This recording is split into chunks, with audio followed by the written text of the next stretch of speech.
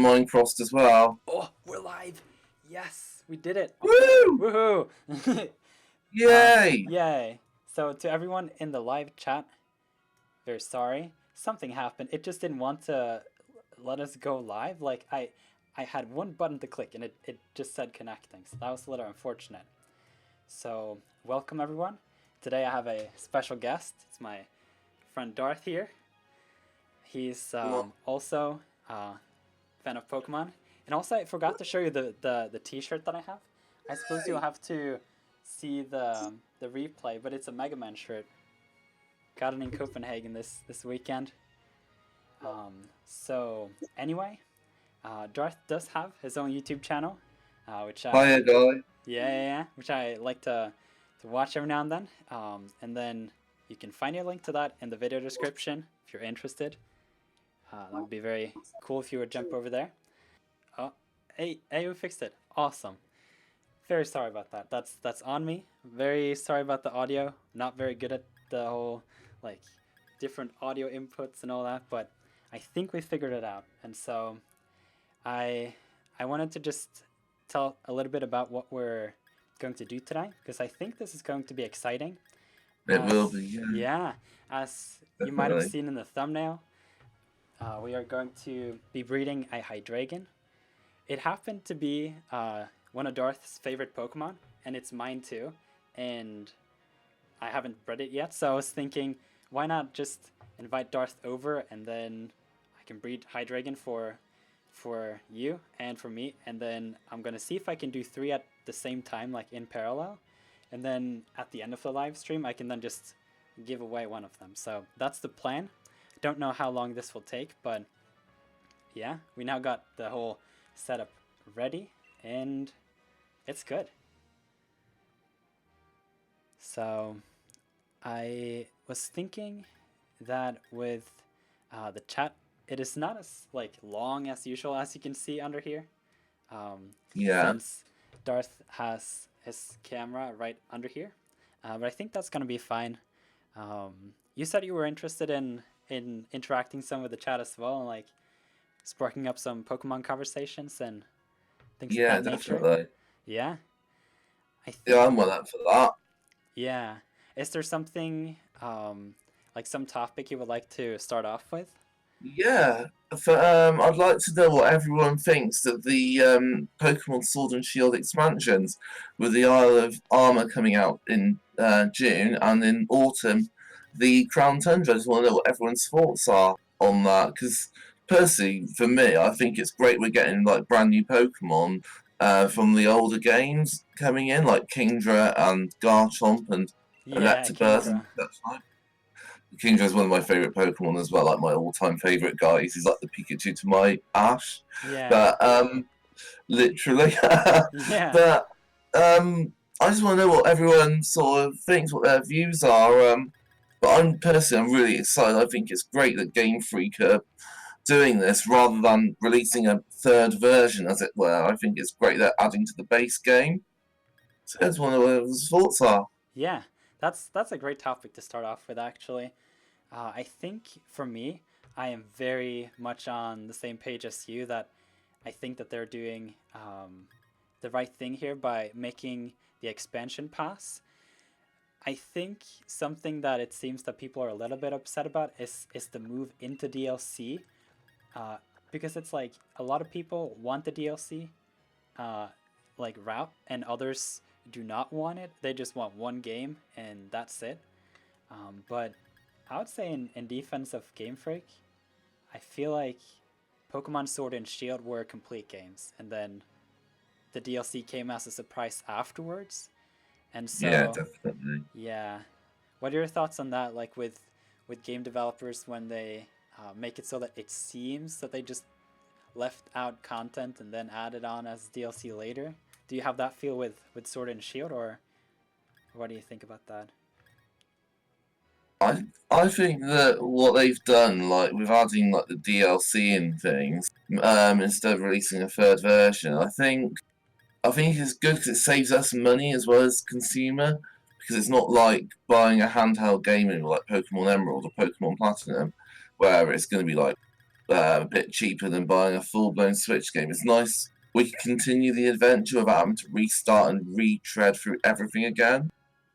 So that's sort of my stance on it, and I think Game Freak were very sort of clever when they said there'd be no Pokemon, not all the Pokemon will be available for Sword and Shield, but they didn't actually hint at whether there'll be DLC. So they always left the door open ajar, but it was never really kind of emphasized. So I think they've been very clever. I think they've had this planned all along. Yeah, I think that was something that was interesting to me as well. With that, they said that they wouldn't add in Pokemon later, and that may be weird to think about now, like, but they are making DLC. But in a way, Yeah. it was kind of true still, because they won't like add Pokemon back into like, oh, let's just make Route 3 a little bigger with having some more Pokemon, but they like make a whole expansion. So I think that whole decision must have been hard when it's not like very clear that there would be updates coming where there would be more Pokemon available and so on. But yeah, I'm excited. I just like the fact there's going to be new characters, and we've got Leon's backstory with like Mustard, the trainer in Isle of Armor. I think that's going to be pretty cool, like to see like his origins, as it were, like where he trained and things. Yeah. And we're going to get a new Galarian form Pokemon. I mean, Galarian form Slowpoke, for instance. So that's pretty exciting in itself. And I think there's blatantly going to be more Galarian Pokemon thrown in. And hopefully they'll be added in, like, evolutions of older Pokemon added in as well. Yeah. It seems that with the new Legendaries and all that they added, it seems that everything's just on the table, and I think that's really exciting. Oh, yeah. The Like, Legendaries especially. Like, we're yeah, especially looking at the new Reggie Pokemon as well. I mean, what types are they going to be? I mean, that's going to be an interesting one for me anyway. It's nice to see them return in some sort of sense. yeah. I thought that was very odd. I'm excited to see what happens with that with the new Reggies. It felt sneaky since Regigigas was a Sinnoh Pokemon, and they opened the whole thing like, what happened in 2006? Everyone remembers? Ah, Sinnoh. No, it's Pokemon Mystery Dungeon we're talking about. Did Oh, you? Pokemon Dungeon. Yeah. Did you see that whole? I feel like that was most people's reaction. It seemed to me anyway that like they opened 2006, and I just said out loud Sinnoh, and then and then the text box for Mystery Dungeon came up, and I was like, okay, well, I'm still interested, but they kind of caught me there. Yeah, that's what I thought as well. I thought, Game Freak, you trolled us there. You got us good. But what's to say that Sinnoh might come back in DLC, maybe in Sword and Shield, like in a future DLC pack. That could be really. Oh, you know what would make sense with that as well? Like they have Yeah, the Sword and Shield expansion pass. I've yeah. been thinking about that, like the name, because in the case that they would like to make future expansions, but charge for it, like what would you call that? Like you have already done like, hey, here's the expansion pass. Like, what more could you do as like DLC without making it like, hey, here's the Sword and Shield expansion pass too? That would just be confusing. I think that the reason they call it Sword and Shield is because it's going to be set within the Sword and Shield world, whereas there's nothing stopping them from going a bit one extra step and saying, right, well, here's the Sinnoh expansion, because they did that with like Elder Scrolls. They had, I think it was Elder Scrolls 4. They had the Shivering Isles expansion set in a completely different world, and that was massive. And they could easily do something like that with Sinnoh, I think. So I would see that's how they're going to bring Sinnoh back, rather than have a full-on Gen 4 remake Yeah, with new man, gyms and such like. that would be so exciting. Can you imagine they just Oh dropping yeah, that in a trailer or at E3 or something like that, I think people would go nuts over that. A lot of people want Gen 4 remakes, and I think that Game Freak will throw in like the remakes per se this way, Yeah, but different versions of the remake. So if you got Pokemon Sword, like Dialga, for example, will be a legendary you encounter, and that like, or if you got Shield, Palkia will be the exclusive legendary that you may be able to catch. yeah, Like, I can see them going that way. Gen 8's here and it's here to stay, and they're just going to keep adding to it. yeah. I think that's a good point. Like they just have the possibilities with with the Sword and Shield game to keep expanding it. Though I'm wondering like how big this save file, not the save file, but like the game file will end up being. Like I don't know how much Sword and Shield plus the expansion will end up doing, or being like if you do it the way I've done it to, which is to download it. Like will it be 20 gigabytes and then there's another 20 gigabyte Sinnoh update? Like maybe good to like separate it off into a couple games so that it's not like one massive thing that's just gonna take up the whole memory card. But Yeah, that's true. Yeah, I see your point, but they could release like further down the line. Nintendo would be like, right, well, Game Freak would be like, right, we'll release Pokemon Sword and Shield Super Deluxe version for people who don't have it, maybe, and then that could save on like cart space, memory space, maybe. yeah, I'm wondering But though if they do return Sinnoh, what are your thoughts on what they could do with a region? they could do it as like a sequel. So what happened in the years after Diamond and Pearl? So it'd be like a sequel, Team Galactic Return, perhaps. And Cyrus somehow ends up coming back or something. I could see it being more of a sequel to the original Diamond and Pearl as a push, maybe. Yeah, like We've had the the Black and we've White had the 2. exploration of the universes before, so why not? Yeah, I know that with Pokemon following you and features like that, they tend to like pop up in a game and then disappear. I wonder if Sinnoh would be like a great region to bring back Mega Evolutions for a little while and like Possibly, do that yeah. again. I miss my Mega Lopunny, and like there were a lot of Sinnoh Pokemon that had Mega Evolutions. Yeah, they could introduce Mega Evolutions on the sly, and they could even introduce like Mega Evolutions for Pokemon from Gen 8 even. Can you imagine a Mega Evolved Dragapult, for instance? That would just be Or one. Mega Evolved, what's it called? Inteleon. Yeah, but we kind of have the like uh, exceeding. No, what would you call that? Like the next form of Inteleon with the Gigantamax form. Oh, they look good. They Yeah. look really good. What are your They look, thoughts on those? well, my boy Inteleon looks really badass. Yeah, he got proper treatment. Oh, he did, yeah. He was like proper, like looking awesome. And Cinderace looks okay, but Rillaboom is just Rillaboom just looks like just more drums. This looks a bit disappointing, I shall say. Yeah. I mean, Rillaboom is one of my favourite grass types alongside Fairy Form, but I thought his Gigantamax form looks a bit underwhelming, maybe. But Cinderace and Inteleon especially, I think they look really cool as Gigantamax Pokemon. Yeah, I think your rank of those Gigantamax Pokemon is pretty spot on when it comes to how I would think about it too. I thought Inteleon was cool, and then Oh yeah.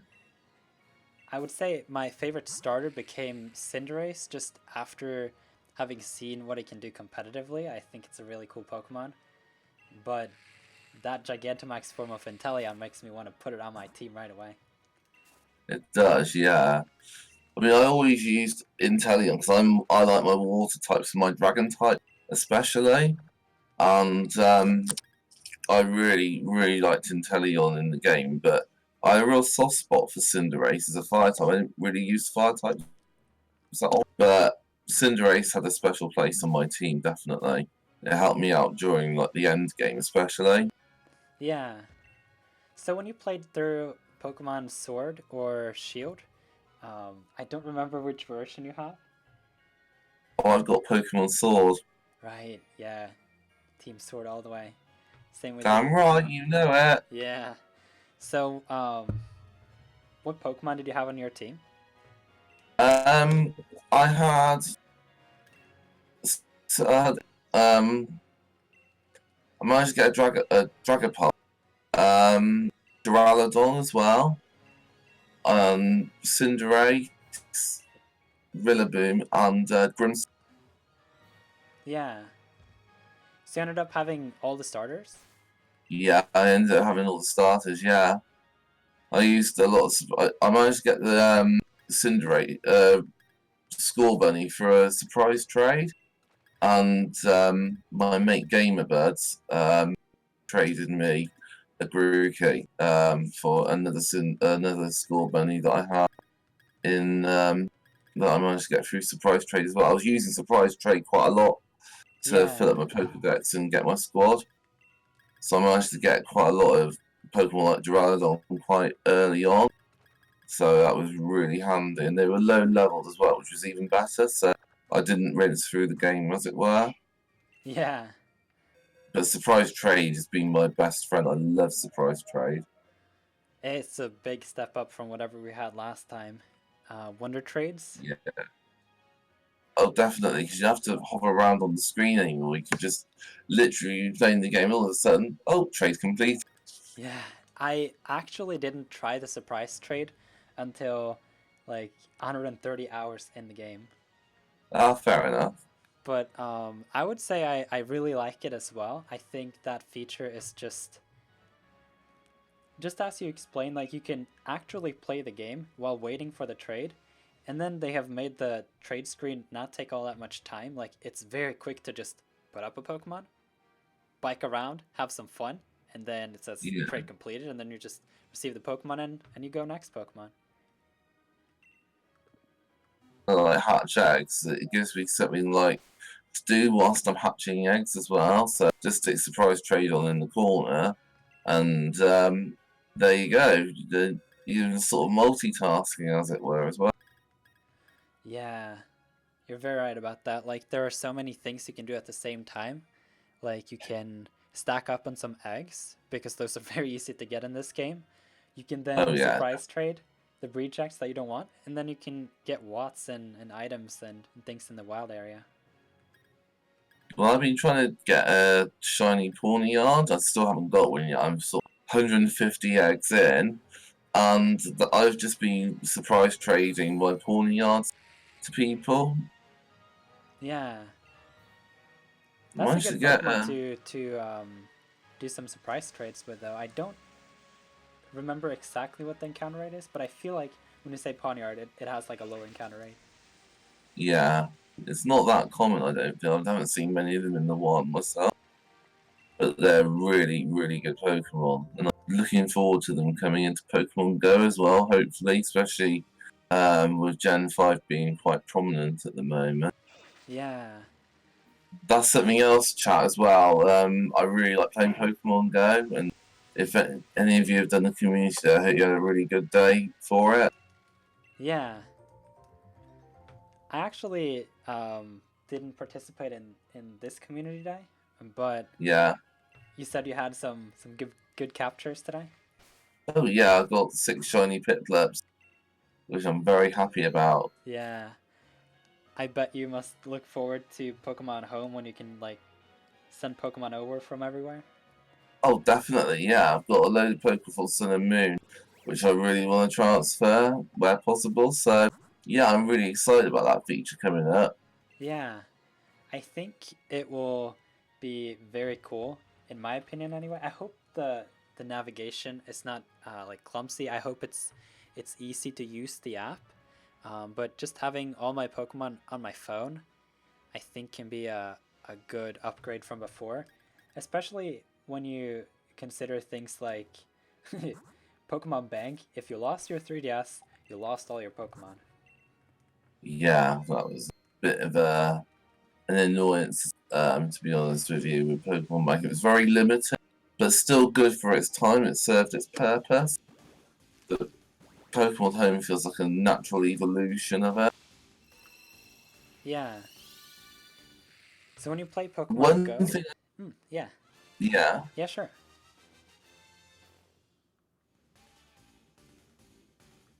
You can go first. Oh, sorry, yeah. Sorry. Home. I think that there's going to be more to it because they're keeping a lot of it quiet, and it just makes me think they're keeping all the features quiet. I know it's transfer Pokemon, but get like a Pokemon with a special ability maybe now and again, Yeah, like via mystery gift. yeah, that's very People's possible. thoughts where we'll get something else out of it maybe. Yeah, with Pokemon Bank, they frequently gave out some cool Pokemon, and then they could have special abilities. I wonder actually if Pokemon Home will give out the hidden abilities of the starters, in which Could do, case would be yeah. really cool. I don't know the ability of Rillaboom and Inteleon, but I know that Cinderace's ability is the same as Greninja, just with another name, and that was epic. Oh, I would love one of those. I mean, Greninja's hidden ability was phenomenal.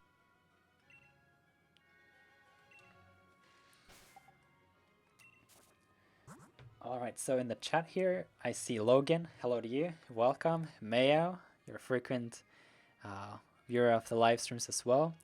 Georgina says, hey, hope you have a wonderful day, and I want you guys to know that someone loves you. That was a nice message. Oh, that's really nice. Thank you. Yeah.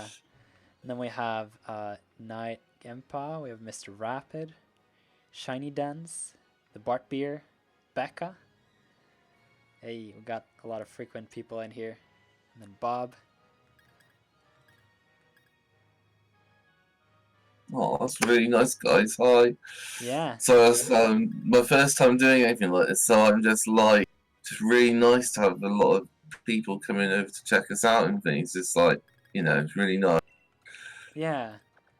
So for any of you who dropped in now, this is my friend Darth right under me here. And then you can find a link to his YouTube channel if you would like to head over there and see what he's all about. You can see a screenshot on the screen under the main page here of the username that he has. It's Darth Browner. Would you like to talk a little bit about, again, what you do on your YouTube channel, in case someone Yeah, missed it? of course I will. My YouTube channel mainly consists of Let's Play, I do reviews as well of certain games, and also challenges. So mostly the games I tend to focus on tend to be a mixture of platform games, RPGs, the occasional visual novels as well. And another thing I also like to mention is I'm a big Mega Man fan. So there has been, especially in the past, a lot of emphasis on Mega Man. And I'm a really big Legend of Zelda fan and Pokemon as well. I mean, to be honest with you, is how I met up with Nirth actually. I was looking for a Marini on, and I was just typed in Google. His video was like the first one that came. I was like, right, I'll check that out. It's like, wow, this is really, really good. Yeah. So I out and liked it, so I thought I'd check out more of Nurse videos, and I was really impressed. And from there, I messaged saying, really like your videos and all that, and went in from there, really, and I'm really glad to have a really decent friend in there. Yeah, I was super happy when I connected with you over on Instagram. I wonder if that was where you sent me a message the first time. Yeah, But it was, yeah. yeah, you're on top of it when it comes to Instagram posts. I think your posts are great. Oh, thank you. Yeah, you always type something interesting in the in the description of the post, and then you have some cool picture of some figures or figurines or hats or just general video game merch, and I feel inspired by that. I got this Mega Man shirt because I saw it at Uniqlo in Denmark, and I was like, man, I thought of you, and then I was like, gotta just get something Mega Man. Nice one. Nice. I'm rocking a Pokemon t-shirt today as well, so it's got like the Game Boy at the bottom, and with Squirtle, Wartortle, and Blastoise. Pokemon Blue was the first game I played, and I thought as I'm in a live stream with Pokemon today, I thought I'd wear this like for Nirth. So that's my t-shirt dedicated to you, man. So Yeah. But yeah, if you guys want to check out my channel, then feel free. And I want to give Nirth a massive thanks for letting me join him on this live stream today.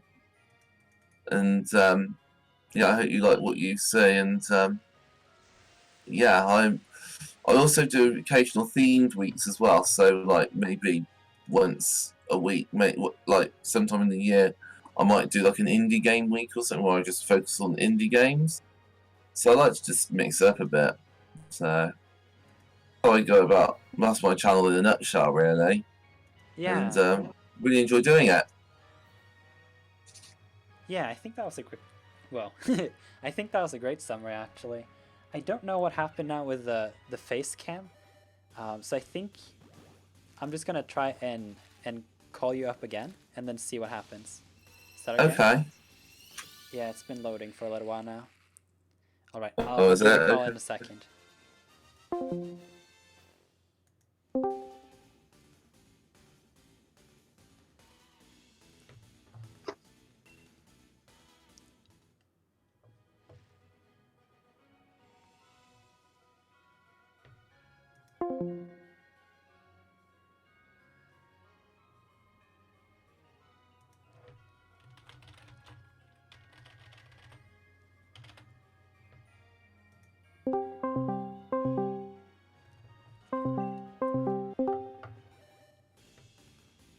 Hello? Yes, I'm Hello. back. Awesome. Yeah. Yay. Yay. I think I'll have to look up on some more live streaming techniques to make this more smooth in the future. I feel like voice and just connecting inputs is a lot of anxiety for me. I don't know. It's like Let's you see. want it to just work right away, but then things happen. Yeah. So actually what I wanted to say about your channel, I think, so sometimes people come to the chat here and like ask for YouTube tips and like, hey, how do I like make better videos, or how do I grow on YouTube, or how do I like start out as a YouTuber? And I feel like you're like the perfect example of what people should be doing if they are starting out on YouTube. And there are some reasons for that. I think when people ask me like, hey, as I said, like, what should I do to like just grow on YouTube? Audio quality is like number one, and I feel like you're really good there. Well, thank you, man. Yeah, I would say you're. I think you're better than me at audio, so I think that's really good. Like visuals and like production quality and all that can take you only so far, but like if you have clear audio, that's the bare minimum. That's really important. And then I would say the second thing is just, I would say you're pretty consistent with your uploads too. Like I check my subscription feed, I see some new videos, I add it to watch later or download them to watch them on the bus, and yeah, I think that's really good. Like you have good audio quality, you have some consistent uploading, or at least just like you're working on making new videos, and I feel in a lot of ways it's inspiring to watch what you're doing. And so Well, thanks, man. yeah, I appreciate It it. means a lot. What I would say to anyone that's watching that who wants to start a YouTube channel is have a plan. Have like write it down and do a lot of research first. Think about what games do you want to play. So, for instance, I chose Tembo the Badass Elephant as my first YouTube game to put on YouTube because I really enjoy platform games predominantly. So, Yeah. stick to your comfort zone to begin with, and make sure as well that you sort of don't rush things. What I'm trying to start off slowly, and then as you sort of get into your rhythm, into your zone, then just expand and then learn to get out your comfort zone when you feel more comfortable. So it's all about building blocks, I would say. Yeah. So start easy, and then just push yourself. But I would always go with doing research first, and make sure you get like an Elgato capture card. That thing's been my best friend. Yeah, me Um, too. I tell you what, my Elgato has been amazing for me, and good microphones. Good. I use a Blue Yeti. They're really good. Um, that's another tip. But there are other just as good microphones out there as well. So the audio, that was probably my trickiest, I would say, the trickiest thing for me to get right. Yeah. Because that took me ages to get right. But for other people, it may not, it may do. Another thing I would say as well is I've done about research equipment, video editing as well. It depends on how much you're into it, as it were. I mean, I use Windows Movie Maker to edit my videos because Yeah.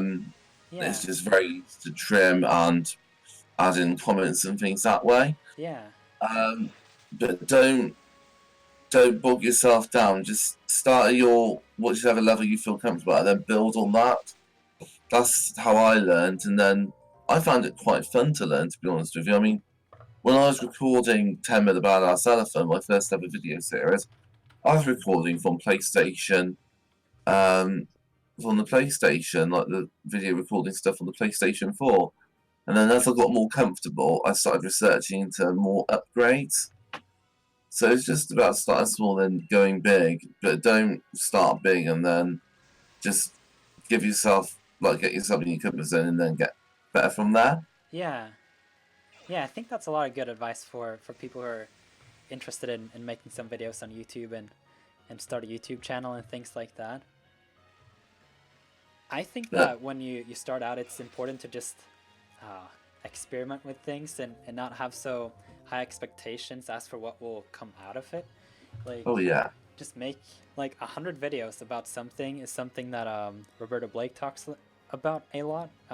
Who's like a YouTube channel who, or he's not a YouTube channel, but he has a YouTube channel where he just teaches away a lot of things about YouTube, and I think that's such a great thing to keep in mind. Like, whenever you try something new, like, do it a lot of times and then just see how you feel about it, and not like have these criteria that you just make up on the spot of like what is the milestones that you need to hit, and make it just overly complicated. basically you gotta learn to run at walk. Don't run before you can walk.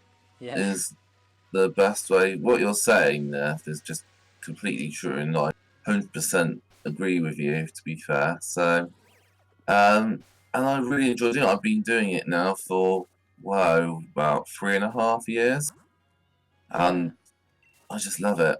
And I've met some fantastic people as well, present company included. So um, I met with another really good friend of mine who I go up and see in Scotland like twice a year. So it's Wow. just you develop friendships, and I really like that side of things.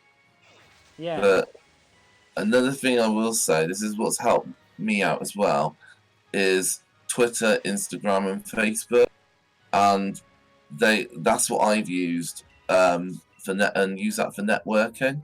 Facebook has some really good groups which I use for networking, and that you'll get you noticed quite easily. And Twitter as well, I put all my upload my videos onto Twitter as well, so there's always links straight to them.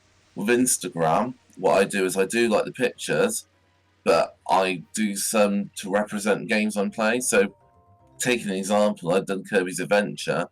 I did a photograph last night of Kirby, like in a box of sweets, Yeah. which is really comical. And I Yeah. was like, well, Kirby is really sweet. Check out this ice cream island. How he got on an ice cream island. Yeah. So it's about attention and your thoughts to everyone really. What other social networking avenues you know as well, but those ones that I personally use and they're the ones that work for me. And don't be afraid to take criticism as well. You will get feedback and just see what it is. I mean, I'm lucky because I've not had a lot of negative feedback personally. But any I've looked at, I'm just like, if it's constructive, then I'll have a look and see. Oh, okay, that makes sense. So always do your best, and if because someone may have an idea and say, why don't you do something this way? And you might be like, oh wow, I never thought of it, and then it worked. So that's the advice I would give. I mean, it's all about taking constructive feedback as well, and I've been quite lucky really because I've had a lot of constructive feedback, and it's really helped me out, and I've had a lot of really positive feedback as well, especially my Ace Attorney, Phoenix Wright Ace Attorney videos recently that I've been doing Yeah. with my different voices. Those have been really fun to listen to. Oh yeah, I really enjoyed recording them. So I put on the voice of a judge who sounds like this, and then I just use my normal voice for Phoenix because I want to do like a girl like Pearl Fay. You got a really shrill high voice like that. But I recommend the Phoenix Wright Ace Attorney games. If that's another one from Capcom as well. Okay. It seems like the connection is a little problematic with the audio, so would it be okay if we tried to just do a voice call? Yeah, of course, man. That's fine with me. All right, I'm just gonna... Yeah, awesome. Let's see now.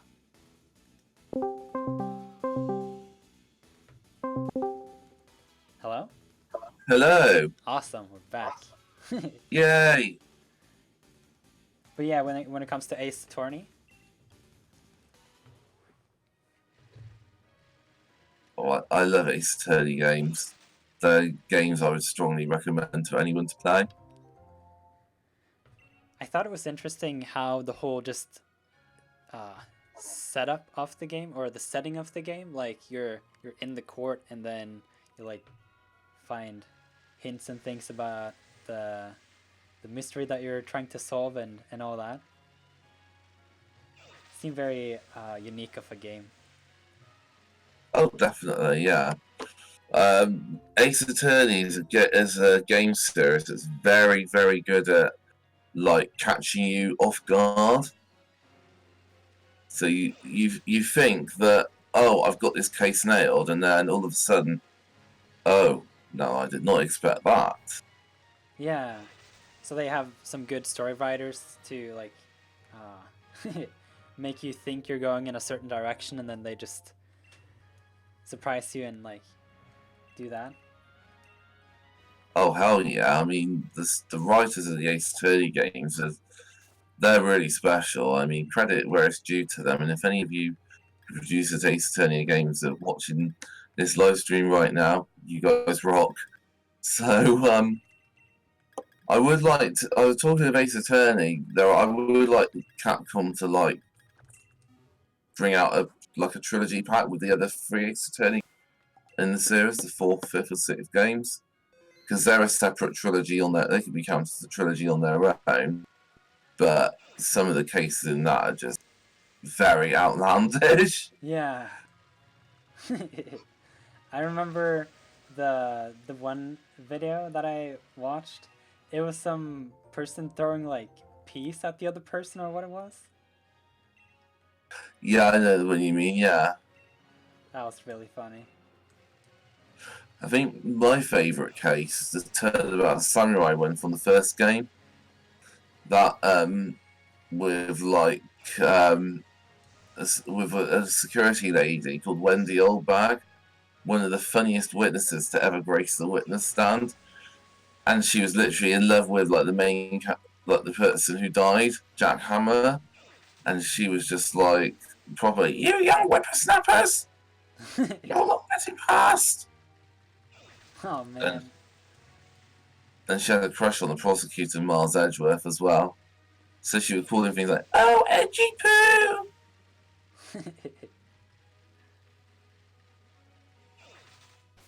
Mind you, that brings me to something else. I would love to see a crossover with a Pokemon crossover with Ace Attorney, where you got Pokemon in cases and Oh. you got Pikachu as a lawyer or something. Oh, like instead of Detective Pikachu, you have Lawyer Pikachu? Yeah, exactly. So you'd have, I don't know, a stern Noctowl, for instance, just for example, being the judge, and you'd have Pikachu as the attorney. Phoenix Wright gets sucked into their world, so he has to help the Pokemon defend cases. So you might go up against a Machoke who's been accused of murdering a Jinx or something, but then it's my imagination working overtime right now, so it would never happen, but it would be fun, it would be random. Yeah, I like that idea. Yeah, you and me both, man. Mirpid says hi in the chat, and Davino Gaming says love your videos, North. Thank you.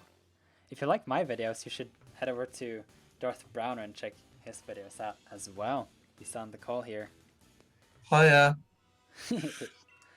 So far with the Dinos, I have gotten good EVs on all of them, but I don't have a Ditto that has the timid nature, which is what I'm aiming for. Okay. But once I get that, it should be very quick for me to just get a couple good eggs, hatch them, and then start training them up and make some good Pokemon for us. I love Dino. He's so cute when he starts off, just with that happy little face and his like his hair covering his eyes. It's really cute. Yeah, I think the colors chosen for this Pokemon is really cool as well. Yeah, I think it's like a green color, the shiny one. Yeah. How epic would it be if we hatched a shiny Dino here on the live stream? Oh, that'd be amazing if that happened. That'd be so cool. I see you got Colossal handy. I got a G-Max Colossal the other day, actually. Whoa, that's awesome. I've had a... Yeah. Tell you what, with Colossal though, I've used him unexpectedly a lot in my squad as well. Yeah, during your adventure? Yeah, I used him a lot, yeah. I sort of switched him out of Grimmsnarl now and again. Grimmsnarl, yeah. I think the Gigantamax events that's happening in the wild areas over time, like they just introduce new Pokemon that are more easy to find and all that. It's pretty cool. Oh yeah, definitely. I like Like the fact that... Yeah, go ahead. I'm sorry. Sorry. I like the fact they've introduced Flapple as well and Appleton. Yeah. Quite tricky to get at times. Yeah, some of those Gigantamax Pokemon in 5-star raids are just like impossible to get.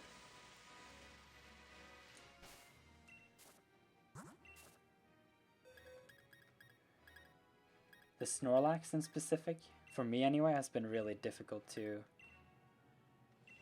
defeat.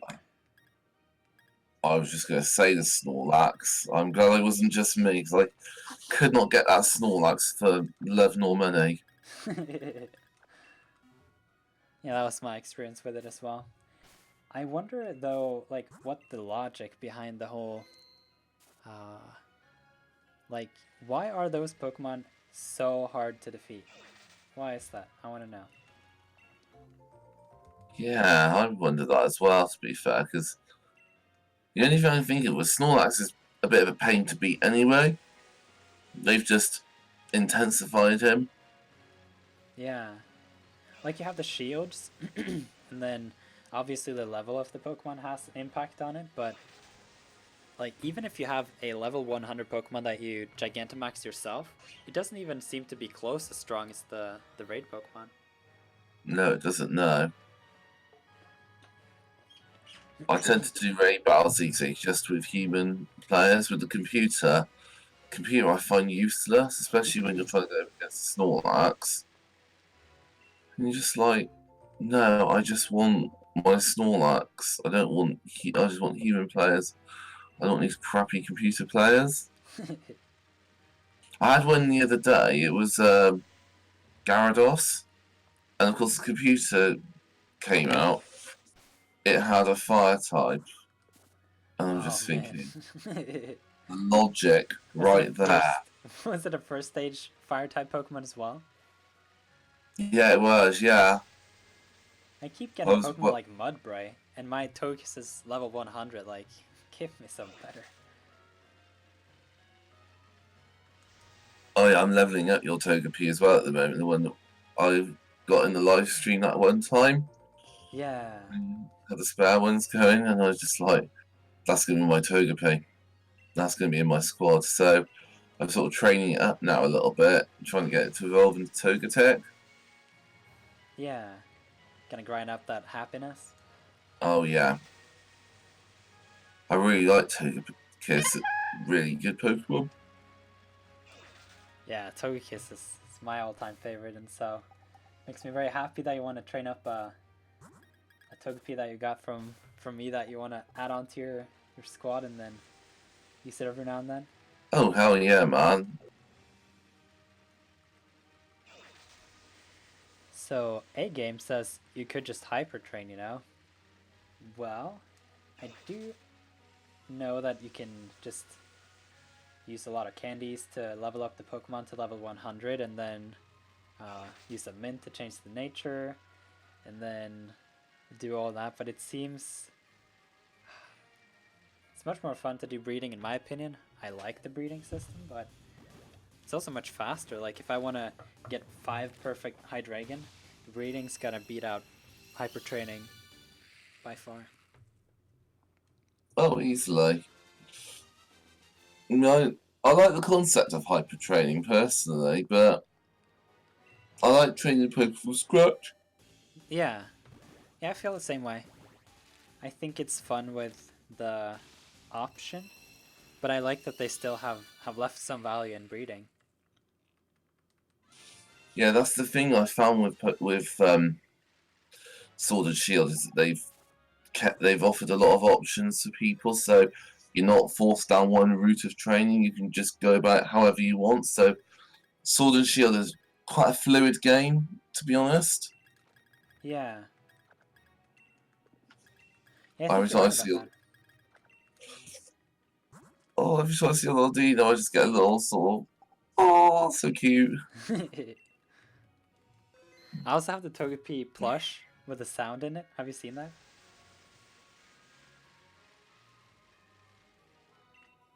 The little plush that I squeeze and then it makes a sound. I'm gonna find it from the other room.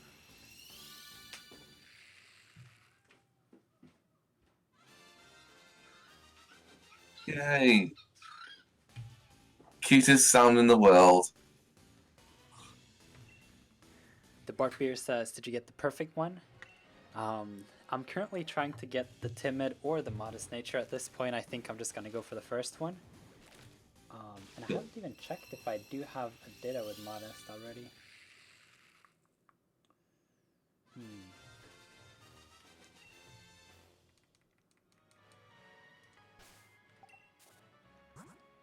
It was fun last time when we battled, though.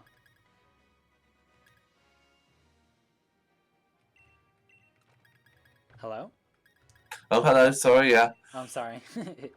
My connection on my side was a bit dodgy. I had to just do some tweaking around in it. I understand. I understand. Is there something I can do? No, no, it's more on my end. I had to move something quickly. Yeah, It I was getting in the understand. way a little bit. So, but I'm all sorted now. It's just really annoying. It was like something sort of dropped. It was like one of my ornaments. I had to go pick that up really quickly. Yeah.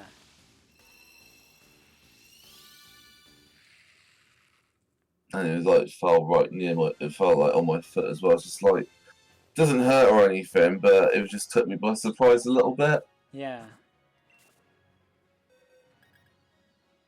You were talking about how you are shiny hunting for a shiny Pawniard? Yeah, I am. Yeah. Do you have any It's other shiny Pokemon that you like a lot? Yeah, I really want to get. There are a couple of others. One of which is a shiny Aegislash, Yeah. and I really want a shiny Meowstic as well. There's a couple of those are my two Gen 6. I want to get like two from each generation. So have like a shiny squad almost.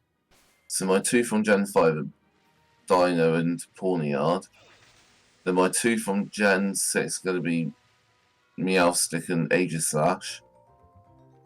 Gen 4 I've not decided. Excuse me. Maybe you have a Piplup that you can just send over at some point. Yeah, that's a good idea. That's a really good idea, especially after today's very, very handy finds, that's for sure. Best thing was, as well, I was the first person, because there was a group of us doing it, I was the first person in my group to get one. That's the And then best we all, feeling. oh, definitely. And I don't normally have a lot of luck with shinies either, so for me to get like 6 shinies in a raid hour, that's unheard of. Community day, sorry. That's unheard of. Yeah. Yeah, I don't know Normally I what get happened when I got 12 shiny Eevee during the one go day. I don't know.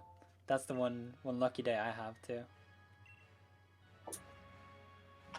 12 shiny Eevees, that's impressive. Yeah. That is literally impressive. Yeah, I don't know what happened there, but 6 shiny Piplups still like that's massive. Like you can have like a perfect shiny Empoleon in your game, you can have a couple Piplup and then send some over to Go and you got a whole squad. Yeah, true. I do love me some Pokemon Go. I like just getting out there and playing it. But a lot of us today. Sorry about that, guys. A lot of us today were just sitting in a coffee shop because we were surrounded by lots of poker stops. So we were just drinking coffee and drinking tea and just playing Pokemon there as well for most of it. And I managed to get like 3 shinies just by sitting down. That sounds really fun though, to have a group of friends where you can just hang out and play some Pokemon Go and Oh get a yeah. weekend. Yeah, there's quite a group of us. I met a few good friends from that as well. Yeah. And it's got to the stage where I'll be walking along the street and all of a sudden I'll be like, do you want to go for a raid? I've just finished work, but you know what? Hell with it. I'll go along for that. But where I live is quite a good community in Stroud, so a lot of us are quite close knit as well. Yeah. And I hang out with a few of them after Pokemon Go as well, so we made quite good friends out of that. That's awesome. Did you know anyone from before in that group? Were like, did you meet everyone through Pokemon Go or? Yeah, I met the vast majority. Yeah, it was a friend of mine who got me into it. But he lives quite far away now, so he had to move away. So I just got on with it from there, and then I just forged my own path, as it were. As soon as he moved away, I was like, well, I know some of these people now, so I'm just going to stick with them. Yeah. That's really fun. Oh yeah, it's quite a nice little community, like I've said of us. So And a couple of them came up for my birthday a couple of weeks ago, so we were out drinking in the pub and things, which is pretty awesome. Yeah.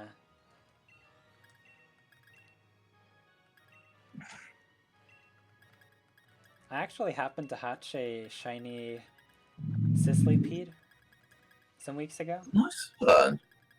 and that looks really cool. Like I can show it off here on the screen. Yeah.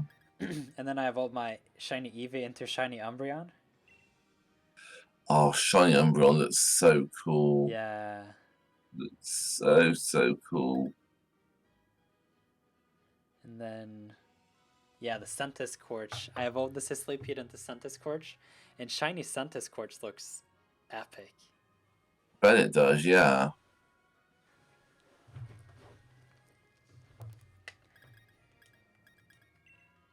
Have you caught any shiny Pokemon in Sword and Shield so far? Just the shiny dino that I hatched. Otherwise, I've not seen any shiny Pokemon at all, I'm afraid. Yeah.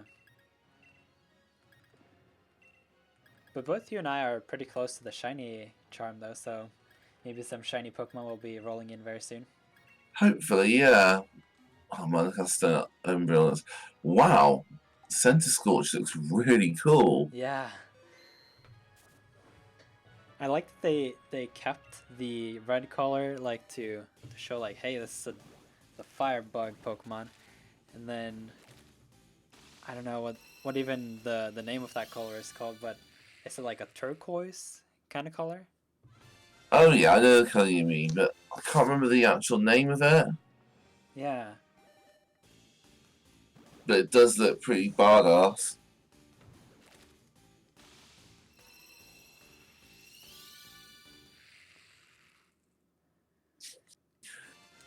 Yeah, one thing I was thinking with Sword and Shield as well is the music. Yeah. I mean, what did you guys think? What do you guys all think of the music, the soundtrack of Sword and Shield? I feel they did a lot of cool things with the soundtrack compared to prior games. Oh yeah, I thought definitely. the legendary theme was really cool. Oh, definitely, yeah, man. Like in the beginning where there are you know the forest event, the very beginning where it's like Yeah. very misty and all that. You can like I hear don't know. the wolf howls in the background, and then it just transitions so smoothly into the battle, and then just that epic soundtrack that early on in the game. Oh man, definitely. It's quite haunting as well, isn't it? Like when Yeah, you're it walking has a through the forest. kick to it. I quite like the trainer battle music because that really pumps you up, I think. Because you're just like, yeah, I'm fighting, I can win this. It's really sort of motivational at the same time.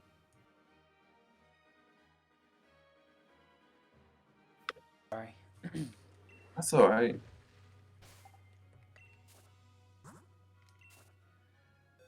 All right. And So the gym battle theme as well, I really like as well. yeah, I was happy to hear the gym theme again. I was just like, oh my god, this brings back so many memories. It's Yeah. one thing that annoyed me about Gen 7 is that there were no gyms. I'm a real traditionalist. I really like my gyms. So to have no gyms in Gen 7, it was a bit of it was a kick in the teeth a little bit, I thought. So I'm really glad they've returned for Gen 8. Yeah.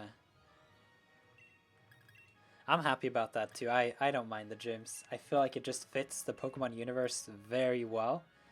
It's Yeah, like, definitely. yeah, it's like, want to become a Pokemon Master? Here's your Pokedex. Here's your trainer card. Go out there and get some gym badges.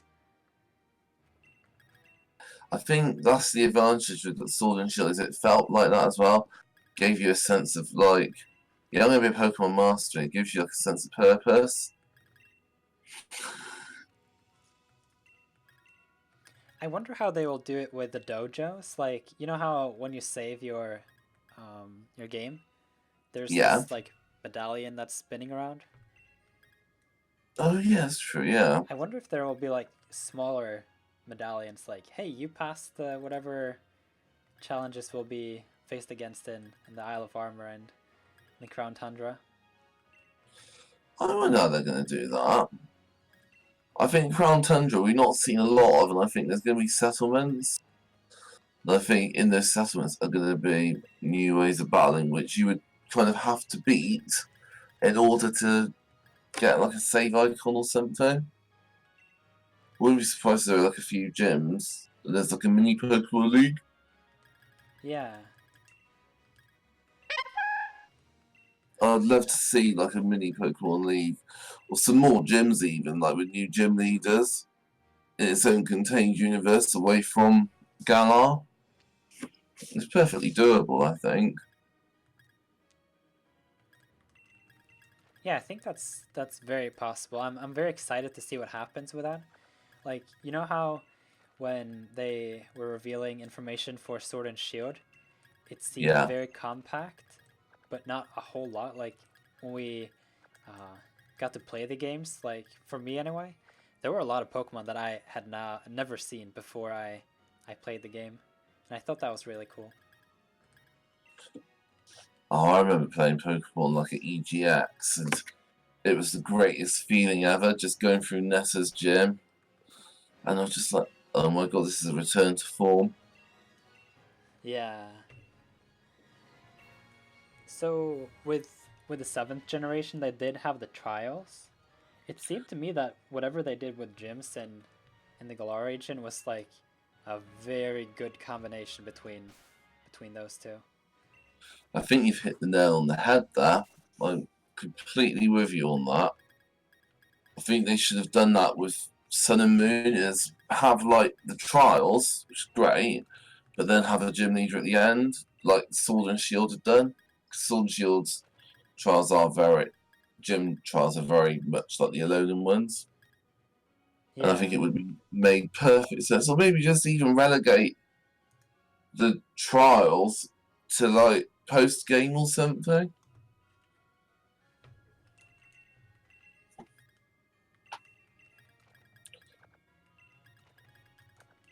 I just remember with prior games, it's always like, there are 8 badges in this region. I wonder if there would be like with Gary in the anime, he just rolls up on you and says like, "Hey, I got 10 gym badges.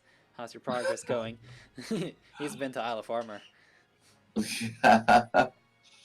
Oh, Gary the anime, he's really changed a lot, hasn't he? Yeah. Haven't kept up with anime too much, unfortunately. I don't really know Yeah, where they air that here in Norway. I don't know where they usually air it in the UK, but normally I just watch it online mostly. Yeah.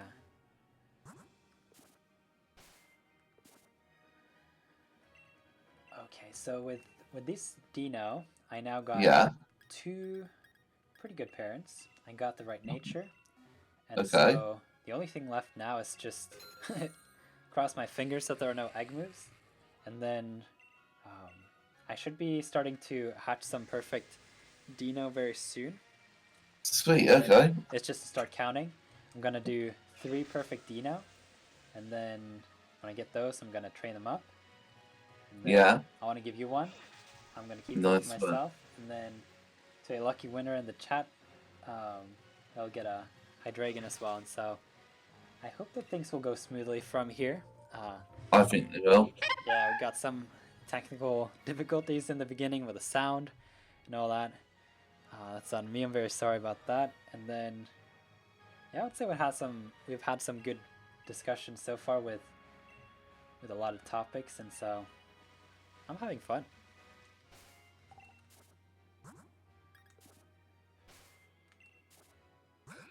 I just got to pop upstairs quickly. I will be back in just a second. No problem.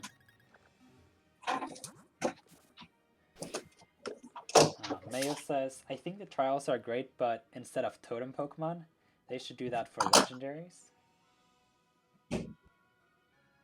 So, would you mind going a little bit more in detail, Mayo, about what you mean by switching out the totem Pokemon with legendaries?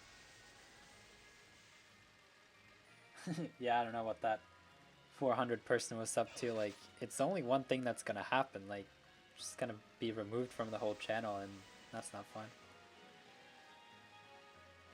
Mayo asks, do you want me to breed you a timid dino? That's very kind of you.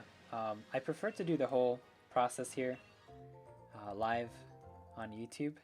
I was thinking about doing just the whole process and just share how I breed Pokemon. And then I was thinking also about doing some more videos on this topic at some point. I have a list of 22 different video topics just with video titles that I've planned out in my head, but that I just haven't gotten around to make videos about. But hopefully that'll happen the next couple weeks and months, that I'll just have time to sit down and all that. Lumion says, why aren't you doing battles, I suppose? Like, battles with viewers, or... I would need some more details on that. If you're talking about just having battles with viewers, that'll come eventually. I had one live stream where I had some battles with the gym leaders and the NPC versus, and then I'll get around to do some more battles soon. The thing is though that I had in the beginning of this year I was on vacation, and then the week after that I was just preparing for school, and then this past week, or the week that we're currently in, I've done a lot of just preparations on top of having started studies, and so it's really started this week with lectures and all that. So oh, you mean a battle with Darth? That would be really cool if I can somehow train up these Hydreigon and then give it to Darth and then have a battle with it. That would be really cool. That is a good goal. Let's do that. I just need to be really fast. What's holding me a little back though, I don't know if you've noticed, it's a little frustrating, but my Joy-Con is drifting a lot. Like, it's almost unplayable. But I think it is faster than whatever I would do with a different controller, because I'm so used to like clicking around and just let's see now. Versus, he might do a battle in the future. Oh, shiny hunting versus. That's interesting. I'll ask Darth about that when he comes back.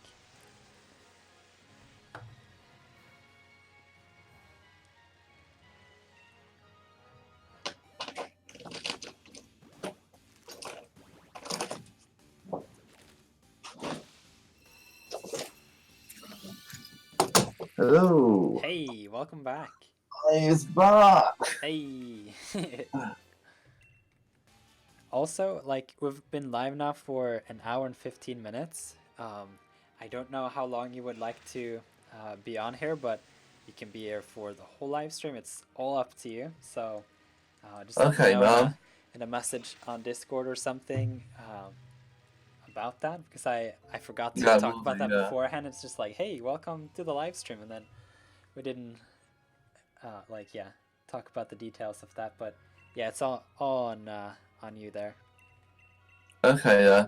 So yeah. I'm alright for now. I'm in no rush or anything. I've kept all three for today anyway, so I'm all good for now. Yeah, that's awesome. We were talking in the chat about how there are two interesting things we could do. One is to do like a shiny hunting versus, like, obviously I'm hatching a lot of eggs here, so if you would have your Switch and would like to do some egg hatching or something, That's a good idea. that could be interesting.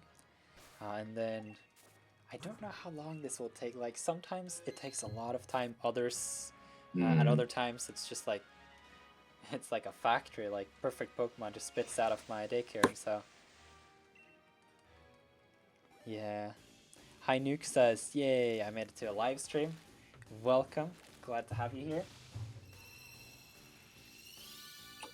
That's a good idea. I could try and go for my shiny Pawniard. Yeah, exactly.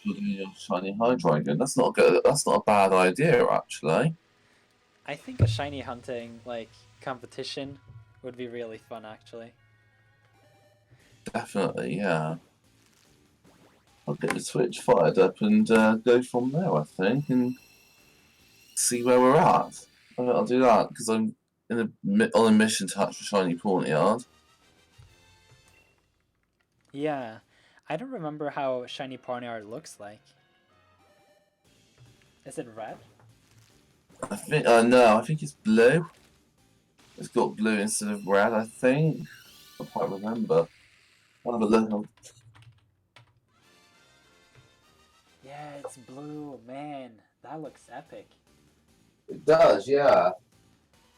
So with shiny Pawniard, would you evolve it into Bisharp or just keep it as the first stage Oh, evolution? I have it as Bishop. It'll be in my squad before you know it. And hello to Potato Stew. Welcome to the live stream. Good to have you here. And Carrot9. And then Lumion says, oh, the drift. I had one Joy-Con drift. Now my Pro Controller is drifting. What? The Pro Controller as well? That's really bad. I never heard of that before. I thought the Pro Controller was supposed to be better quality and like more sturdy. May just be that you've been like really intensely gaming and then it just happens like that, but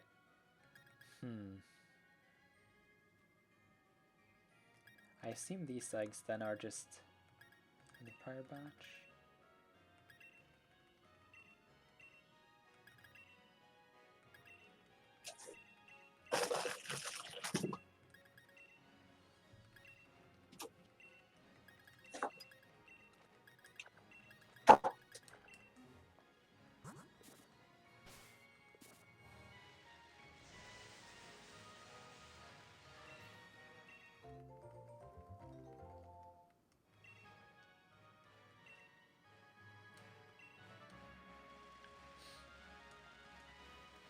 I don't know how many eggs I've hatched so far this live stream, but I would guess it's around 60.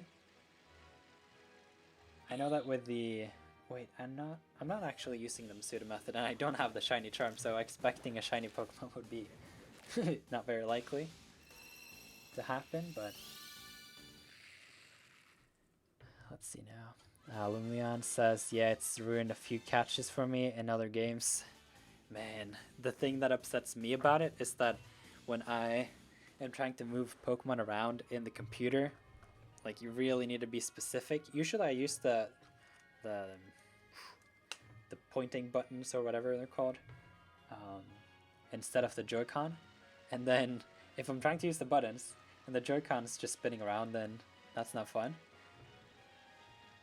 And then when I want to accept eggs, then sometimes it just flicks down to no. And in Sword and Shield, there's no like, are you sure you don't want your egg?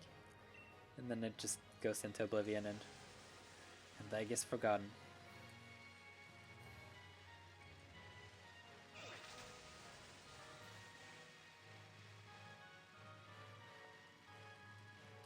No shiny charm? That's just crazy. That is true.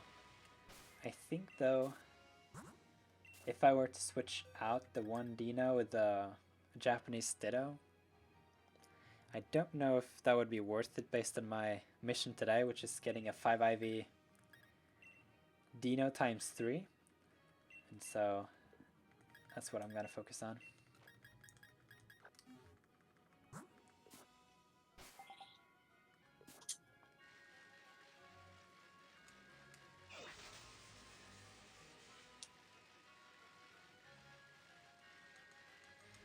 So, Darth, have you ever played Mystery Dungeon? Yeah, I've played Mystery Dungeon a few times, yeah. They're pretty cool games, actually. I really enjoyed them. Yeah. Especially the first game in the series. I really enjoyed that. Whoa. So, are you excited about the remake? I am, yeah. I'm looking forward to the remake quite a lot, actually. Me too. I already bought it. I'll probably hold off buying it because there's loads of games coming out around March time, like Persona 5, The Royal. So I'm probably getting it later in the year, I think, but it's definitely on my list, as it were. Yeah.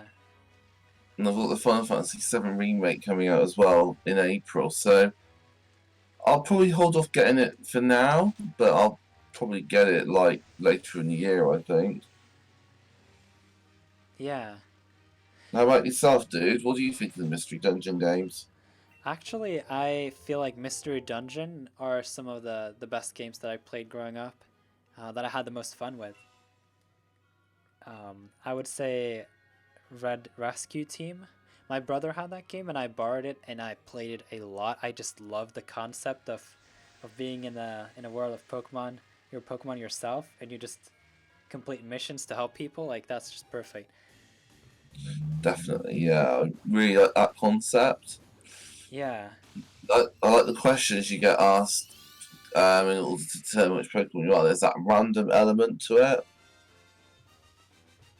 Yeah, and then you get to choose which Pokemon you're going to be on the adventure based on the questions. There are just a lot Yeah. of unique things about the game that is pretty cool. Oh yeah, I agree with you. And the music's pretty good as well. I really like the soundtrack in Mystery Dungeon games. It's quite upbeat and quite cheerful, and yeah, when it needs to be, it can be quite moody and quite dark. So the soundtrack's quite fitting. Oh yeah, for sure. I don't know, but the writer, I don't know too well the story in the first Mystery Dungeon. The Mystery Dungeon game that I have the best like memories of playing was the second one, Explorers of Time. That was really good. Yeah, I don't know, like that writer, he or she did a very good job with that in my opinion. Oh, most certainly. Yeah, I think that's one of the best Mystery Dungeon games as well, Yeah. without a doubt. So with the announcement of this Mystery Dungeon remake, like I don't know. It makes sense to remake the first Mystery Dungeon. Like it's a good game. It's fun to have on the Switch.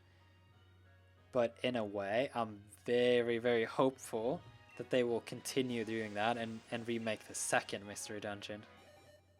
Hopefully, yeah. Hopefully. I'm almost But equally interested in supporting this remake because it's an interesting game. I look forward to play it as I am just like, hey, keep doing these remakes. Like, there's a second game to do. yeah, keep going. No, I'm in the same boat to be honest. But the game to me, they're doing a Link's Awakening, giving it the Link's Awakening treatment.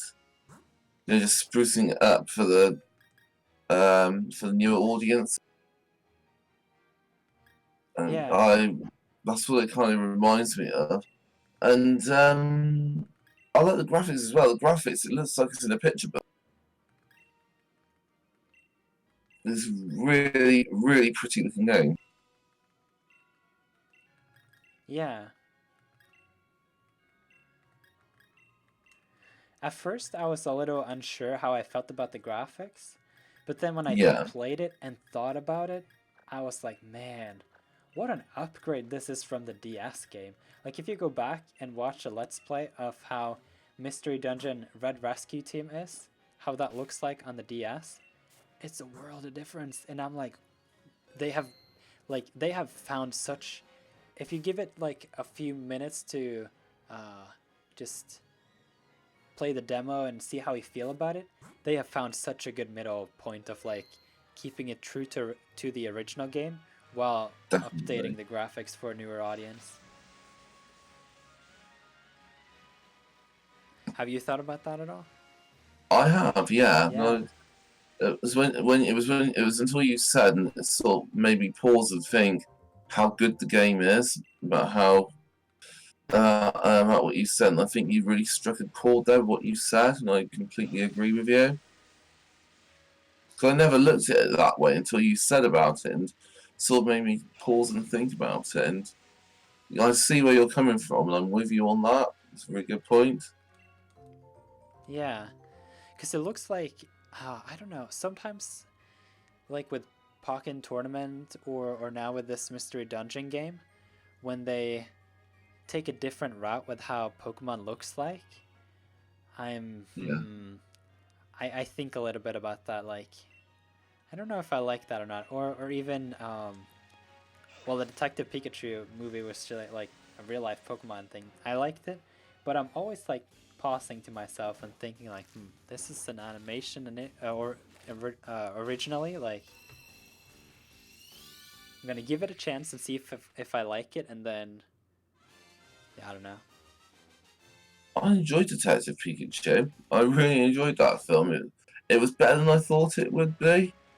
Yeah, Ryan Reynolds was just phenomenal in that as Pikachu. Absolutely hilarious. yeah, it was a lot of fun to watch that. It knew it was a Pokemon film, and it didn't take itself seriously, which is what I really liked. But I don't think there'll be a sequel to it. I think Yeah, they'll leave that. I wonder. I don't know if you have the same feeling, but there are a few games that have the same feeling to it as Pokemon Oh yeah. as you start a new save file. I wonder, like, do you get that sense too, like, if you open up a new Pokemon game like Sword and Shield, or just bring Mm. back an old Pokemon game, you're like, yeah, new adventure. I feel like that's a very I'm distinct like feeling for me. the only time I ever feel like that is when I'm starting a new game in a new generation. So if I've been playing Gen 5 for ages, and then when I jumped into Gen 6, I was like, wow, this definitely feels new to me. Yeah.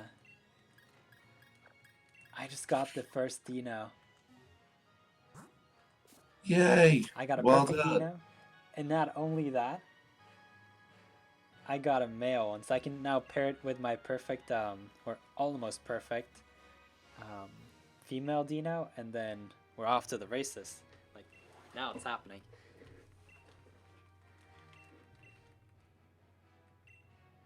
Togi Togi says, "Yo, what's good? Welcome to the live stream. Good to see you."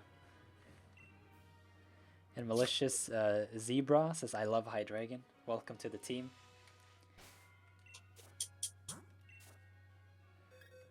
Yeah, Hydreigon's a good choice. You've made a very good choice there.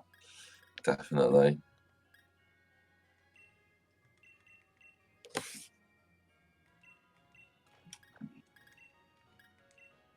Yeah, a little update as well.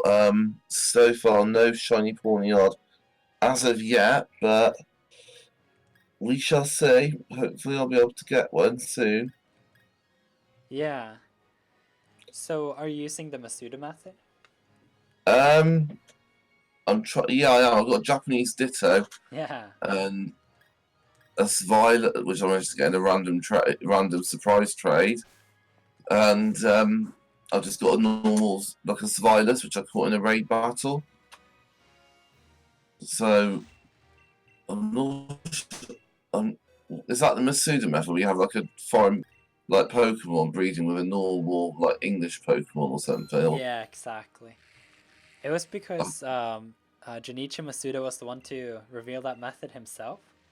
But people Okay. people didn't see it. Like, it was back with Pokemon.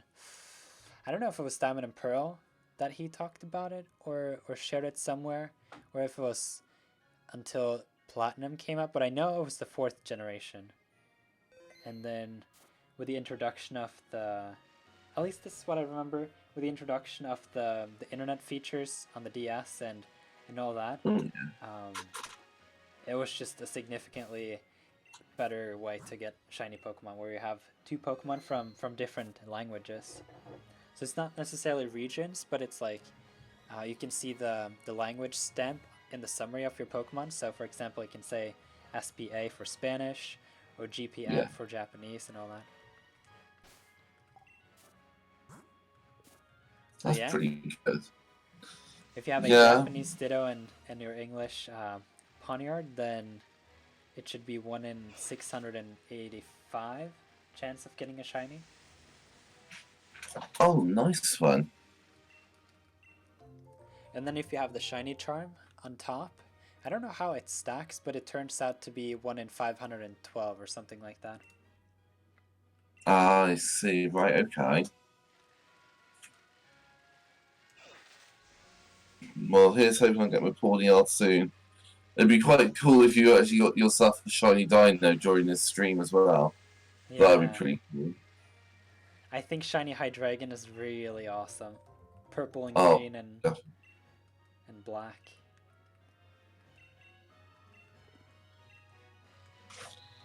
I'm trying to do some surprise trades as well whilst I'm at it. So a lot of the Pawniard I had, they're all being sent to a new home. Yeah. It's fun like that. I feel like when I'm using the surprise trade that I first want to just like flush out some good Pokemon to boost up my what would you say? Conscience of taking some good Pokemon out of the surprise trades. Yeah, I know what you mean. Yeah, I know exactly where you're coming from with that, and I'm the same. I just don't want to like pile up all the good Pokemon, then just put up like bad Pokemon, and then like suck out all of the value from it. No. Well, over Christmas, what I did was I bred a few like Scorbunnies and Sobbles and things, and I traded over like a load of rarer Pokemon on surprise trade. So if anyone needed anything, like, some of the hardest to catch Pokemon, I thought I'll just do that, and then it will help. It would help people out over Christmas maybe, rather than trading the same old stuff all the time. Yeah. Just to be extra helpful to people trying to complete their Pokedex. So, Do you have a favorite number between 1 and 20, by the way? number 6. Number 6? Hang on, I'm gonna check something out. I actually had a breeding project now with Christmas and all. Do you like Yeah. Corviknight? Nice. Do you like Corviknight? Yeah, I love Corviknight. Corviknight's a badass. I've bred a Corviknight. I don't know. Oh man, this Dracon. I don't know if it has the Gigantamax level. No, it does not have the Gigantamax level, but it does hold its item. It has perfect IVs. It has Pokeros, if you want that for your other Pokemon. And then it's got great ability, all moves. It's basically a battle-ready Corviknight. And I would like to give it to you. It's called VGod 6. I nicknamed my initial Corviknight VGod, and then I bred 20 of them, and then just added a number for each of them, 20 cool. extra.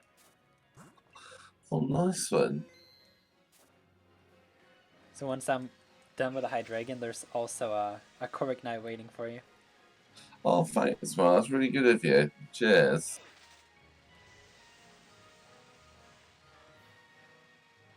Yeah, Corviknight's such a cool looking flying type. Quite badass looking, in my opinion. Yeah.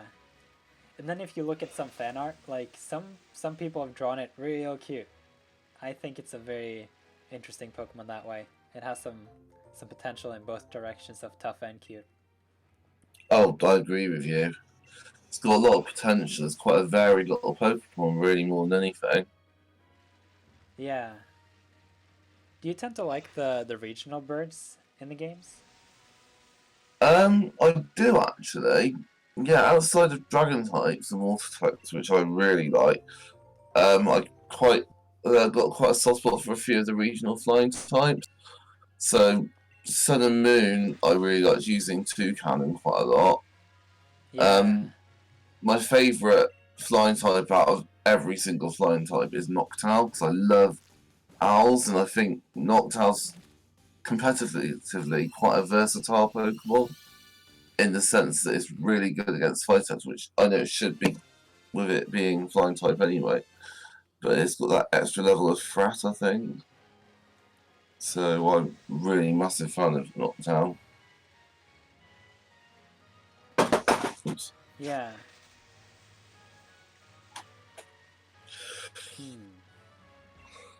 Still no Pawniard on my end. I'm about to hatch well, let's see now if I've hatched the whole batch or what. No, I only hatched once. I'm gonna... This would be a shiny. Hopefully, fingers crossed for you. Yeah, I'm crossing my fingers for you. Oof in the chat says, I love Nirth, thank you. So lucky. Gonna trade something. Shiny shield. Actually, the shiny legendary and shield is so rare, it doesn't even exist at this point, so I would recommend you to just release it because someone hacked that in there, and I don't know if that's any good on your save file to have that, but I'll be a little careful with it. Anonymous XV says, hey Nirth, you do not even know how much help you have been with finishing my Pokedex. I got 8 left, and I'll get them right now. That's awesome. Wish you good luck, Anonymous XV. Or 15 maybe? It's always fun with messages saying like, hey, thank you for helping me with my Pokedex. That's really nice. I'm looking for some messages now, and it's really nice for people to show their appreciation like that to you. So that's really nice, and you deserve the credit as well. There, I'm going to be completely honest with you. You deserve a lot of credit for what you've done and helped out the community this way.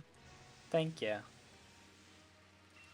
Yeah, I've tried a hard effort now every year with every new Pokemon game that comes out to make some proper video guides, but it's always nice to hear the comments or the live chat messages like, hey, it worked, thank you,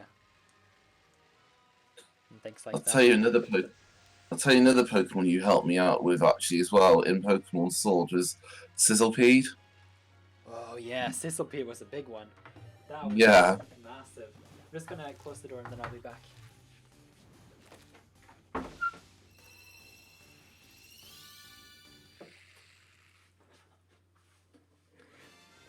The Sizzlepede was one of the best moments playing Sword and Shield in my opinion. Oh yeah. Or in my experience anyway. Like finding out that whole flash fire ability thing. I got some help with reading the YouTube comments. I understood that, man, there are some people who get Sizzlepede like way too early and they get it back to back. Like that's just not how odds work. And there were so many of those comments. And then there was this one comment that kind of got me on the right track of trying to figure it out because they said, oh, just use Vulpix or Growlithe and then it'll work out. And then I was thinking immediately like, it's not just because it's a Vulpix, it's always like something beneath it. And so I figured it would be the Flash Fire ability. And that turned later out to be the case, and it was not just Flash Fire, but Storm Drain and Harvest also got those features. Oh yeah, Storm Rain as well. I didn't realize Storm Rain had that feature as well. Yeah, and what's more is that Harvest is only the hidden ability of a single evolution line, Phantom. Or Phantom. It's the hidden ability, so it's like you have to find a Trevenant in raids that happen to have the hidden ability. This is really rare.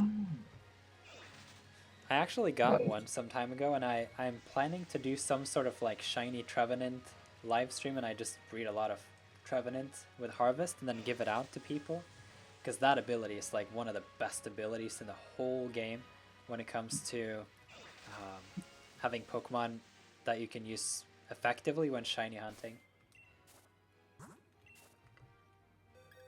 Because like, you know, with Sizzlepede, you know how Flash Fire was a big deal there? Oh, I remember that, yeah. It's the same with, what is it called? Ferroseed? Oh, I love Ferroseed is Ferroseed. a 1% in Rat 4, but it becomes a 50% if you use Harvest in those encounters, so it's pretty good. Ferroseed is such a good Pokemon, especially when it evolves into Ferrothorn. It can do some serious damage if you attach some Iron Barbs to it, and physical attackers will hate it. Yeah. There's so much damage. And also give it a rocky helmet to just like stack up on the nastiness of it. Oh yeah, definitely. Alright, so I currently got 2 perfect D now. And what I'm going to Nice. try now is to see if I can hatch. I'm gonna hatch 10 more eggs. If I don't get any more, then that's fine. If I do, then it won't slow me much down by training up 5 instead of 3. And so that's the plan currently. So I'm getting some progress done. Oh, that's good then. It's Mayo, going by quick today, stream. what did you say? It's going by really quick today. I can't believe that it's been over an hour now. It's been really nice so far. Yeah, I was thinking about Really. that too. It's been fun to have a conversation again here now and have a live stream together and play some Pokemon.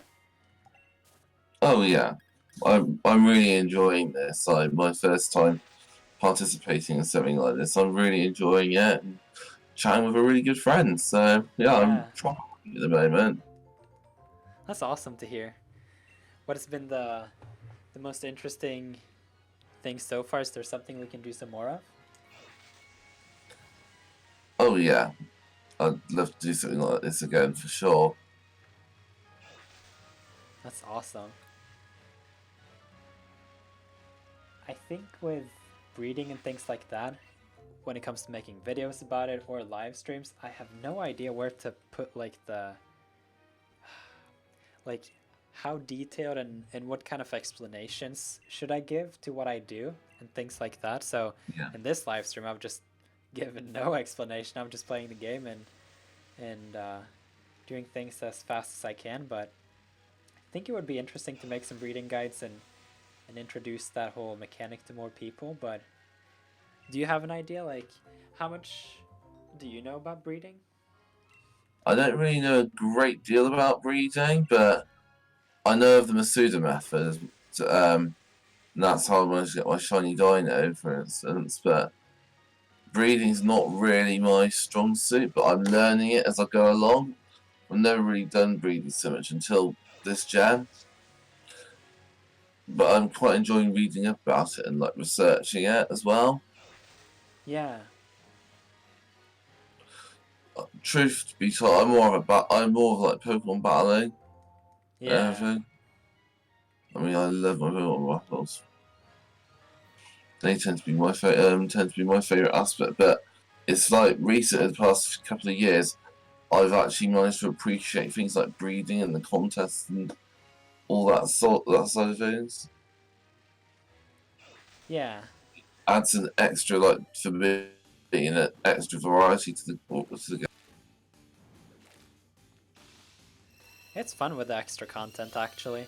I like the Pokebellico a whole lot in Sun and Moon and Ultra Sun, Ultra Moon, much more so than what I initially thought. Um, so I'm happy whenever they develop new features like that. Oh hell yeah, man! I find as well with this game as well. I like the fact that there are no HMs. Oh yes, the HMs. I'm glad those were gone. Ooh. Oh, I dropped my switch by mistake. I've got it in handheld at the moment. And I went to pick something up and I dropped my switch by mistake. Oh man. But it's alright, it's not broken, thankfully. And then one of the Joy-Cons decided it would fall out as well. That would not be good. No. It's alright, it's not damaged. Yeah, that's a good question, says Sagario. He asks if, are you aware of the Flame Body ability? The witch ability. The Flame Body ability?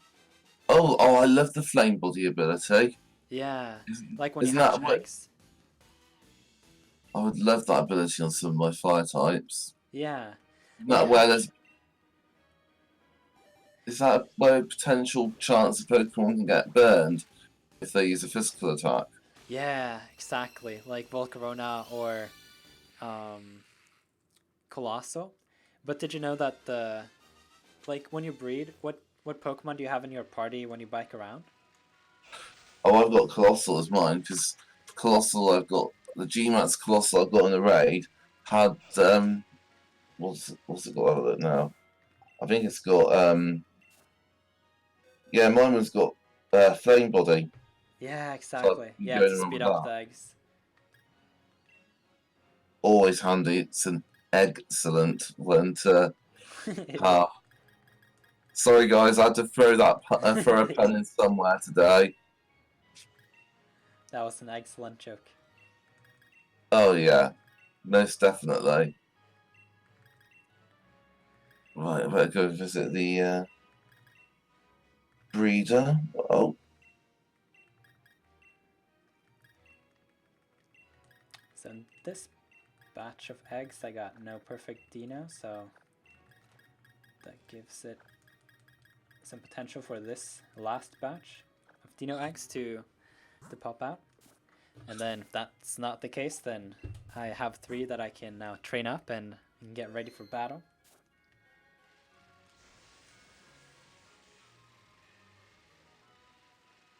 Hey, Becca says I've got to go now, so I hope everybody has a good day and enjoy the stream. Thank you for coming, Becca. It's good to have you here. see you back. Nice to see you. Yeah, and then Sagario asks if we have a Roly-Coly. That is a good Pokemon. As we said, Colossal has the same ability. Lumion, need help with my decks. You can head over to the NPC HQ for that. That's the Discord where you can find a structured way to connect with other Pokemon players, and then you can offer help to fellow members, request help in return, and then just a good place to be. I just want to back Nerf up on that, and having had personal experience on the Discord with trading and advice and things, the NPC HQ is really good for that sort of thing on Discord. So well worth checking out from personal experience. Thank you. It's always great to, like, obviously when I run the server, I don't know how it's actually as a new member to go through. So like with the guide that I made some weeks ago, I tried to like really put myself in the shoes of someone who's never used Discord, and like how's that whole process, and I do try to think a lot about how to put up rule sets and just guidelines so that people are incentivized to do safe trades and honest trades and not mess around too much. And then yeah, thank you for the compliment on that. No worries. Togi says I have to go now, have some plans with friends, but it was fun being here these few minutes. Thank you for coming, Togi. It's fun to have you here. And Marco says he found a shiny Dino in a raid yesterday. Man. Oh, congratulations! That's amazing. That's really good going. Was it so that you invited some friends, Marco, to get a shiny Dino as well?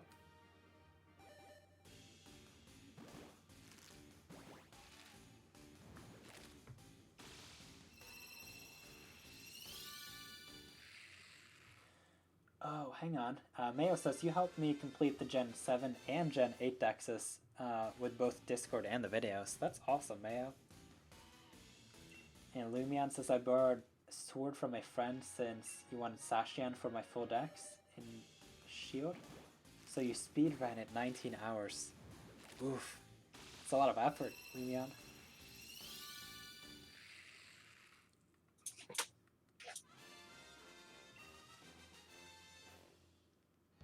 Well, I've got some eggs hatching very soon. So hopefully my shiny Pawniard will be among them.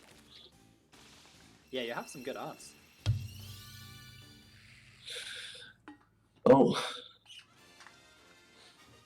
At some point I would like to breed for a shiny Rookidee. Oh, that'll be a really good one to have. I mean, the shiny version of that looks really cute. Yeah, it's like a silver bird. Yeah, it is, yeah. I'm on my way to do it real good though. Like I have like 360 Pokemon in my Pokedex, and so I need just a little more for the shiny charm. But then I do have my Japanese save file, and I was playing with my brother. We were doing some Ditto raids, and he happened to find a 5 IV raid, and so I caught on my own a Japanese 5 IV Ditto for physical attackers. Like, it has everything perfect except special attack, and so Well, that's just perfect for Rookie D and those Pokemon. You'll get a shiny one in no time, no problem. Yeah. Imagine if the OVs were quite really good on it as well. Yeah, exactly. So I'm excited about that. To do some more breeding and all that.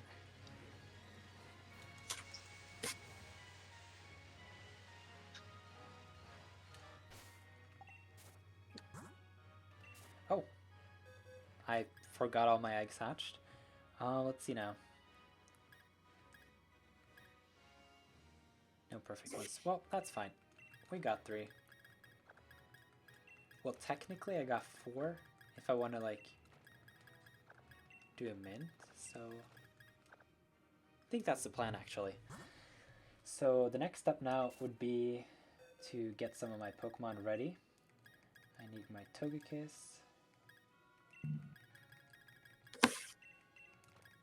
Which is always a good Pokemon to have when you want to level up and things like that. And so I'm excited. Are you man, are you excited for this Hydreigon?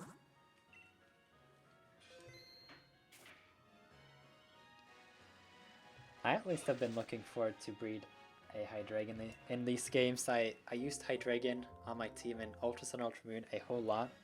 It was just always the Pokemon that I could rely on and just send out in need and then just return a hard hit. Oh, that's good going. I have actually been thinking about making another video on EV training because I realized that, yeah, I realized that the wild area is great for it, and then just having power items and Pokeross makes it really quick to do it. I can imagine all those extra boosts will do you some wonders. I think you'll be actually doing really well in no time. Yeah, so the plan now is just to see if I can spread Pokeross to these. Okay. There we go. Got a Linoon with Pokeross, and then the Dino will get it in no time. Yay, that's a good shout. I think that's the plan for now. And then I think I'm going to use some candies to level up. And then I haven't looked too much into what moves we should teach the Hydreigon, but we'll figure that out as we go, I think. So I'm just going to save another time in case I mess up the EV somehow, but I think this will work out well.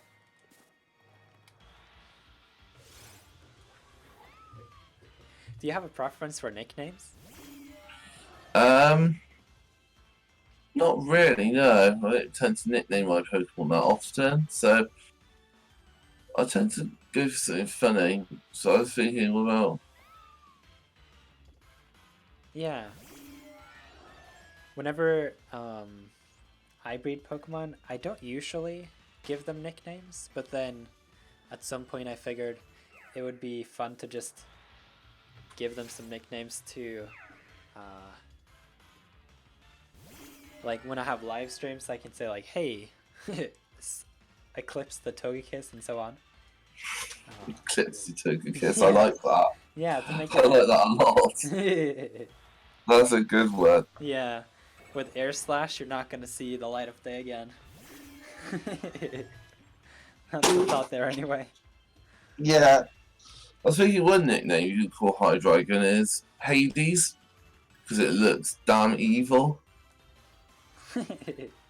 Or Hydra. Yeah. Let's see now if any of these Pokemon have gotten Pokeross. Dino 1 has, and then just switch these around.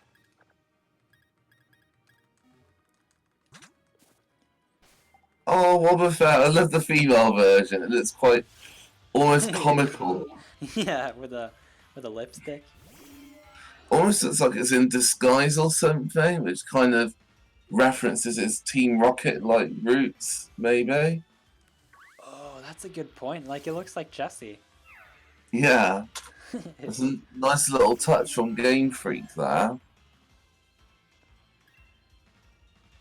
The different ways that the Pokemon looks when they are different genders is pretty funny at times. Yeah, definitely. I feel like Uh, Unfascent is one of those Pokemon that's really cool. oh yeah, definitely.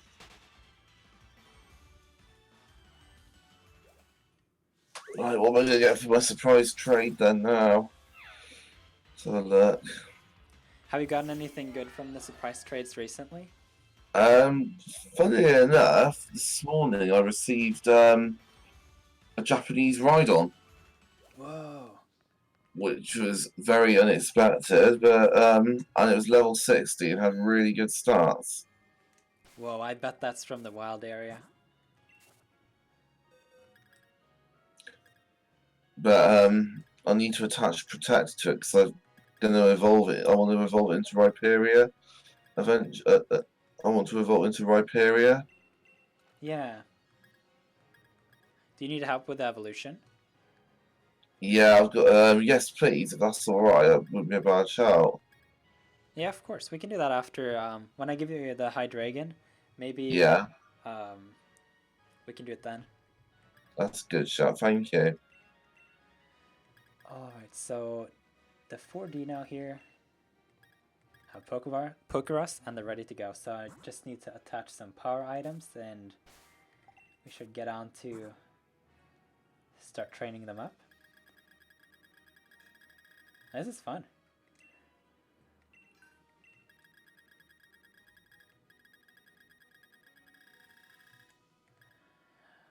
Alright, so we got... Oh, I need to get them actually. I do have battle points though, which is good. But I need to fly to Hammerlock to buy some more power items. All right.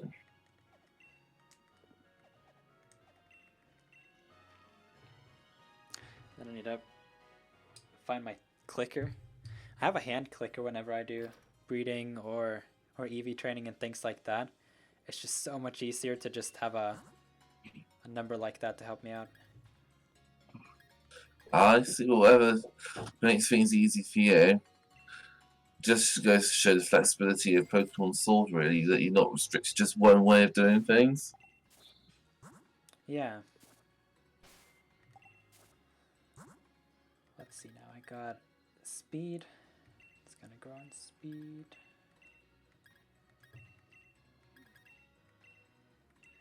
So what I'm thinking about the Hydreigon here is that I want to just make it really powerful and fast. And so that is the goal here, to maximize its speed and special attack. Okay. And then it may not take hits all that well, but it should really deal back if it survives or if it's faster.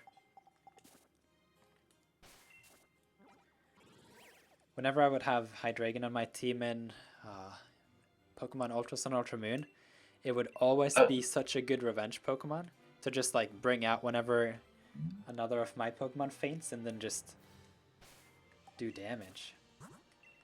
Hmm.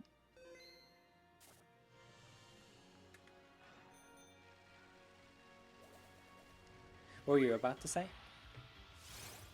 Oh, I was going to say, when it comes to like leveling up Pokemon, how do you level up yours? Because I tend to go to the wild area and just fight loads of high level Pokemon, but I mix in the curries as well. So watching you level up your Pokemon has given me some ideas of how to do stuff in the future. Yeah. So I'm sort of using this as a bit of a learning experience as well for me personally.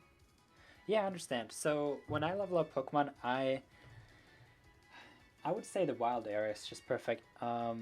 Though if I want to do it fast, I would say the candies are really good, or just the Pokejobs actually.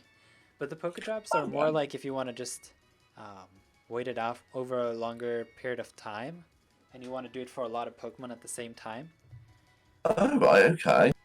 But the Pokejobs, if you find the 10-star jobs, like those can be really good.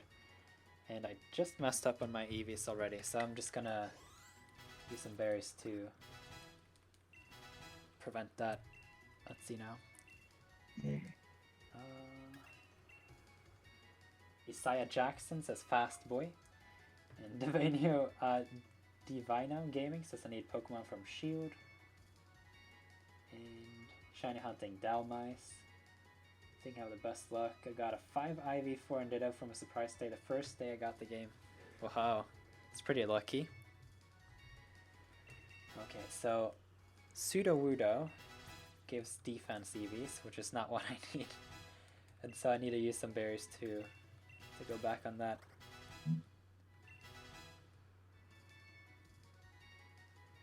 Yeah, but back to leveling up Pokemon. I would say though that if you bring some Pokemon to the league, that could be a decent way as well. And I don't know, do you know the item Lucky Egg? Oh yeah, Lucky Egg's really good. I've got Yeah. one of those already. Do you know how to get it in these games? I've got one, but I can't remember how I got it. I wish I could remember how I got my one. I was in Hulbury City, and then there's the restaurant mission, and then at the end of it you get a Lucky Egg. Was it that one? I think, yeah, that's it, yeah. I remember getting a Lucky Egg from that one. I was so surprised when I just stumbled upon that by random, and I was like, I'll say yes please to that. I was like, yeah, this takes no thinking from me whatsoever.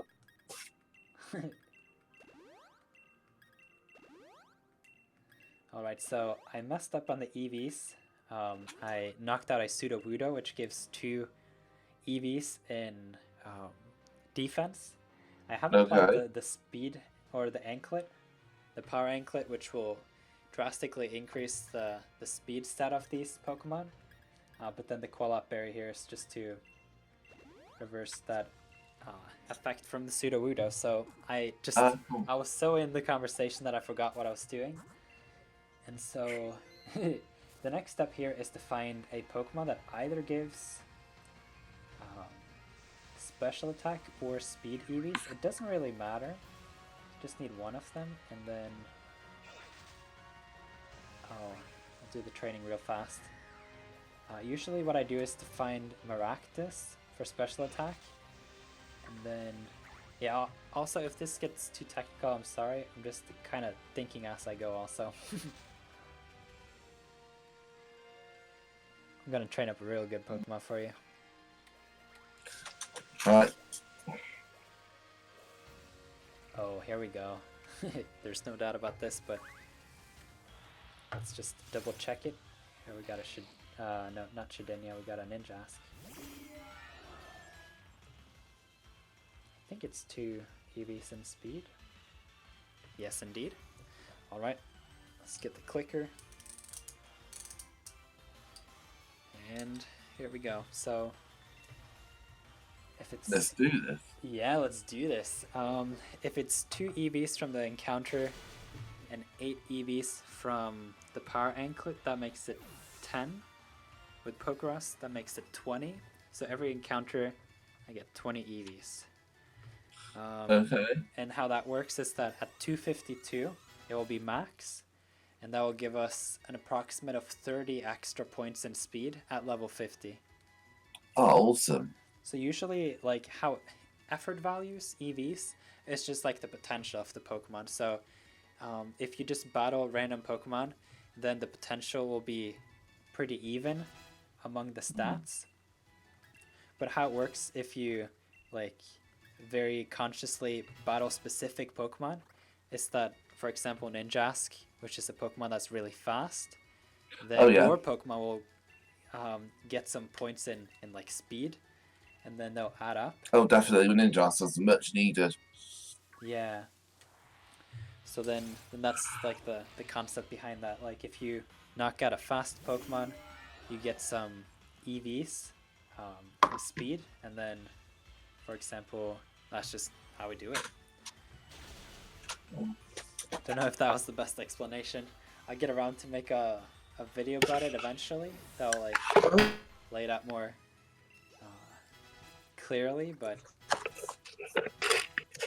The move.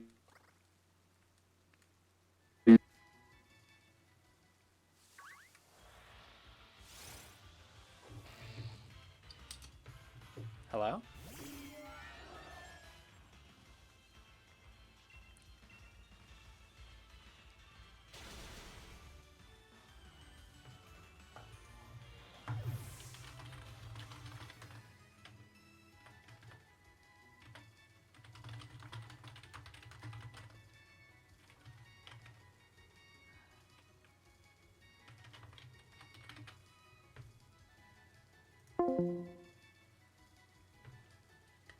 I just have to reconnect to the voice, it just disappeared.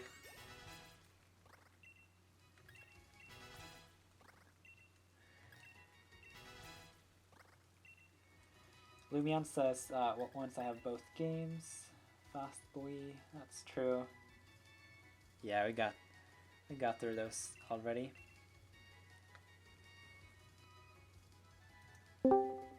Hello?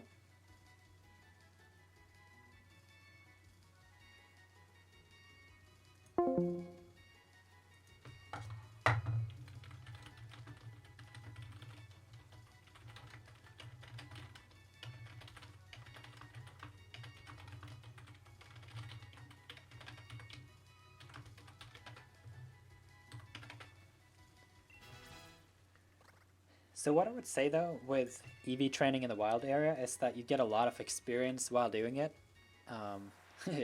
Not just like experience with the game, but the Pokemon levels up really quickly. And then I would say just usually when I EV train in the wild, I end up getting to around 35, 36, around there, and then it's just a couple L or XL candies, and then I'm at 50 already.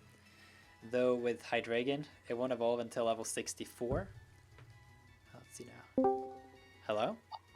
Yo, dude, can you hear me? I can hear you. We're connected. Yeah, I don't know what happened there. It's really annoying. Something happened on my end. I'm really sorry. Yeah, no problem. We just reconnected and everything's fine. Just some sort of stupid glitch on my end.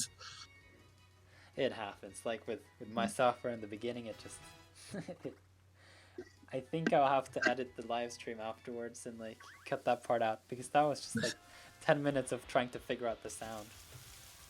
Yeah, sorry about that, man. On my end, it's just like, ah. Ooh, it was on my end too, but we figured it out. Yeah. So what I was saying with the EV training and like just training my Pokemon in the wild area is that it's very easy to get level while training, like for the EVs and like making the Pokemon really fast or hard hitting. And so usually after I'm done EV training, I'll have the Pokemon be at level 35 or something like that. Oh, that's good. Yeah, and then it's pretty quick to just level it up to level 50. But with Hydreigon, it won't evolve until level 64, so I'll have a little bit of leveling to do. It won't take long, though, to be honest with you, because I find in this game you level up a lot quicker than other games. It's quite swift. Yeah. They've really streamlined it. Yeah, with the candies, it's just really good. I have a lot of XL candies, so it's just gonna take some minutes to do that, and then we're all good. We just need to find out which item we would like to give it. Usually the Life Orb is pretty good, but other than that, I think we would just think a little bit about what moves we would like to give the Hydreigon, and we're getting close. Yeah, leveling up pretty fast, pretty good.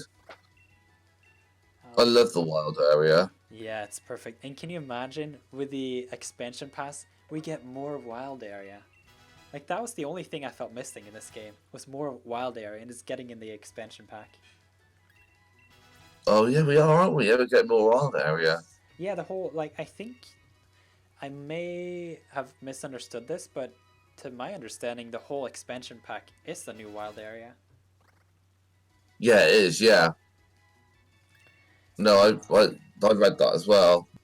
Yeah, So they're not going to do like routes or anything. It's just going to be like the whole new area.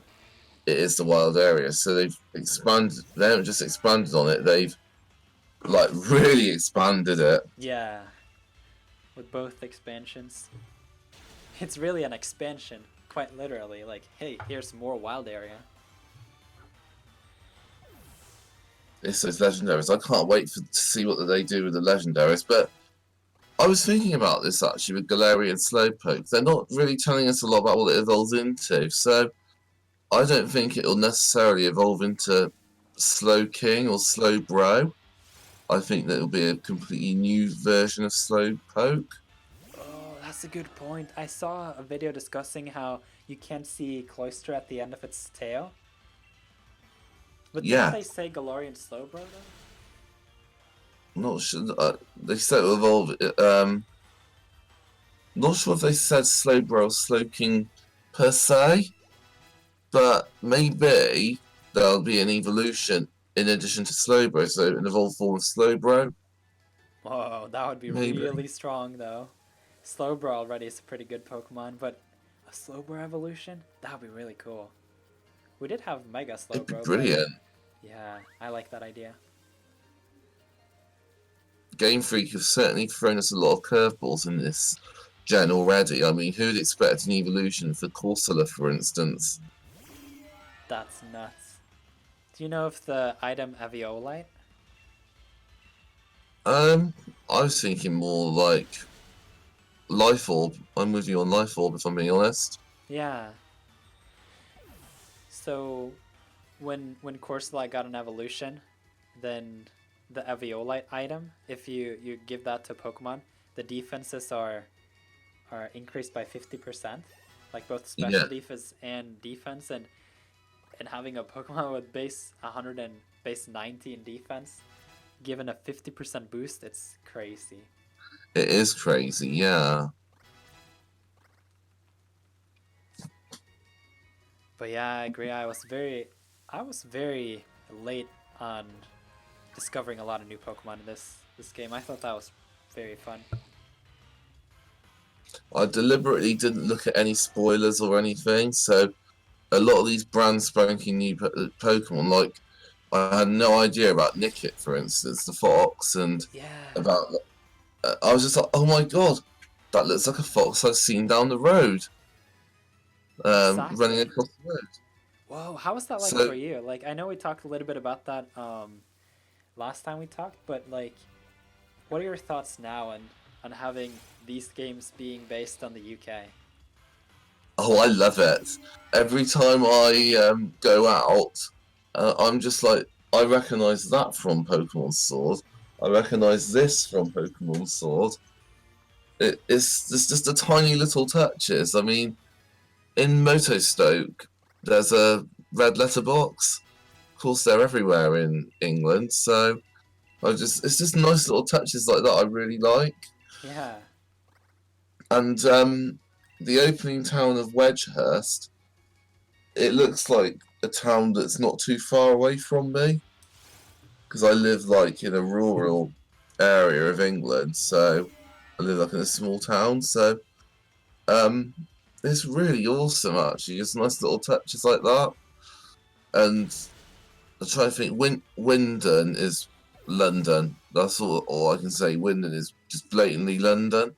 yeah, And where else? Sirchester reminds me of a town called Darth, which is about an hour's train journey away, and it's famous for its spas, a bit like Sirchester.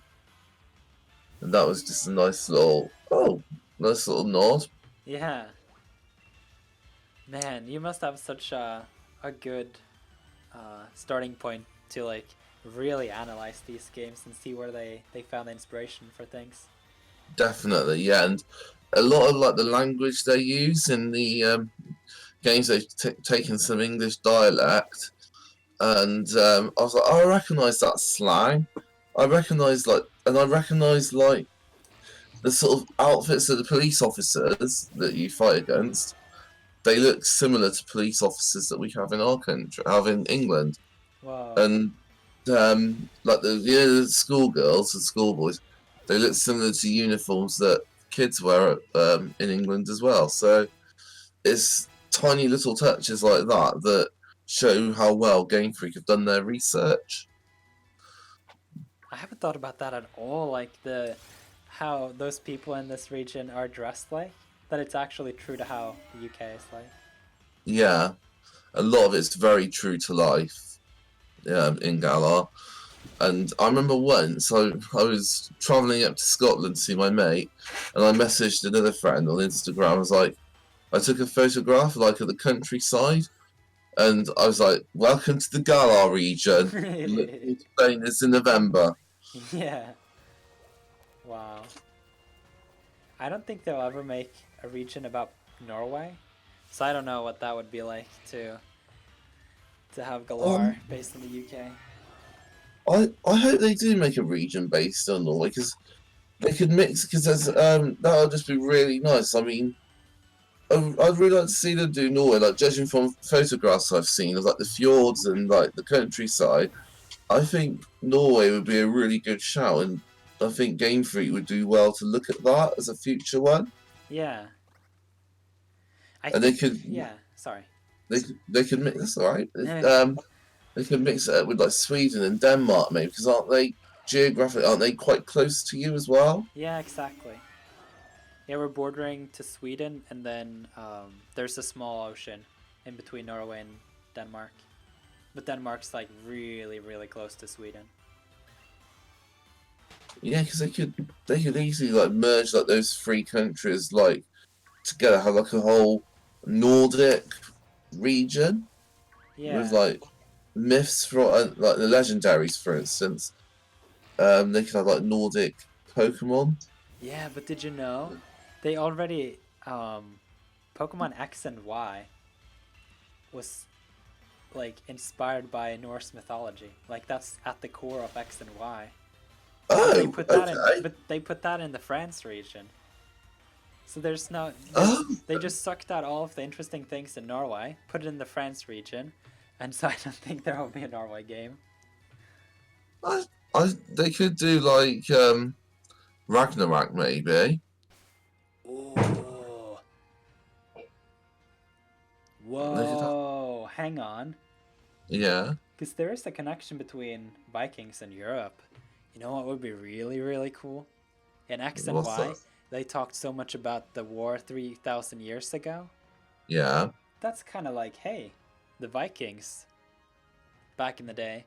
I very wonder if true. they would do like a really throwback region to like just where Pokeballs are not even a thing in the same sense as now. Like you had only apricot balls or whatever Kurt was making in Johto. Yeah, Like that's a a real good point. primitive Actually, Pokemon region. That is something that I would be really interested in. I think that would be pretty amazing. That would be really cool to see how they do that. And you could have like a time travel aspect as well, maybe. Oh yeah. I Oh just my feel god. like they talk so much about Pokemon history, but they never really like say like this was how it used to be with Pokemon back in the day. I think it needs to be touched on. I think Game Freak should do a game on that, without a doubt. Oh mate, you've just got a really good idea. I like your idea. Thank you for that. Yeah, I think with that the the historical aspect of everything they could do, like if they actually make a Pokemon game based on something 3,000 years ago, like that would be really epic. They could even like make make Hoopa go all nuts and just take some from Egypt. Ha, that's old like um history and just like blend in some Celebi shenanigans and maybe they could just make a really cool prehistoric Pokemon experience. Yeah, they could do. and they could have like the fossil Pokemon like Omanite and Omastar, Yeah. but they would look different to how they were revived as fossils. Man, that would be really cool. But if they do that, I can see Game Freak throwing in a time travel aspect, maybe. And they could go all Doctor Who and that. Whoa, hang on. Sinnoh was time and space. And Good Sinnoh had point. a lot of history. Like, history, I feel like books and history is one of those associations I have with Sinnoh. I hope they do something there. They might do in the upcoming DLC with the Crown Tundra because it's all about exploration, and you explore like the caves with the Pokemon Dynamax from. So there could be a bit of history thrown in there as well. That's a really good point. I think we might be seeing something there for sure. Alright, I'm going to go and grab a Switch a second. I'll be back in a minute. Literally, Right. No problem. 30 seconds. So Vino Gaming and Lumion are making some trades in the chat. Had some good conversations here now with different Pokemon topics, and didn't mean to run into... Oh, actually, I can just use this Pokemon. Let's just do this.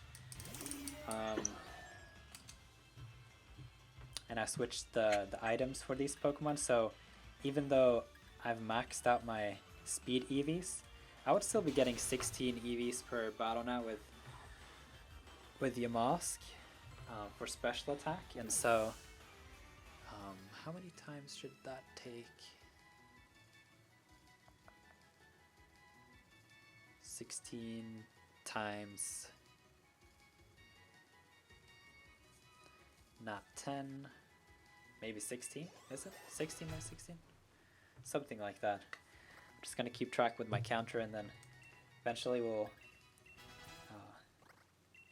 make it where we need to be, and then just level up the Pokemon and use a mint on the... actually, I think I want to mint the one Dino and make it modest and keep it for myself, so I'll still give away one battle ready Hydreigon for one of you in the chat here, or one of who you are watching here, and so looking forward to that.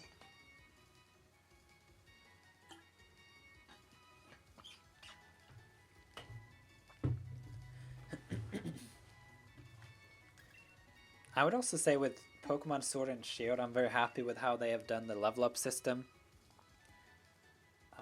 Oh, definitely. Yeah, like they have really fixed it up. I was so frustrated with Ultra Sun Ultra Moon. Like, if you went and did a Chansey battle, or even Pokemon Let's Go Pikachu and Eevee, it was too much like tick-a-ting, tick-a-ting, tick-a-ting, tick-a-ting for every single level, while now it's just like you can decide to skip it completely and it just goes from level 1 to level 27 and that's it. They've certainly streamlined that in a really good way, haven't they? Yeah. It's also nice with how I actually like the new EXP share. I was a little about it at first, that I didn't have an on and off button, but I think it is more true to what Pokemon is trying to do. Like, while it makes more sense for the Pokemon that is on the field to gain the experience, at the same time it's kind of like you have a Pokemon team and like a squad that you're all going in for, like, so I kind of like it. Oh, I like the new EXP share. It certainly makes training Pokemon a lot easier, which is good because it's not a pain in the backside. It means everyone gets the EXP. I'm all for it. Yeah. I really like it.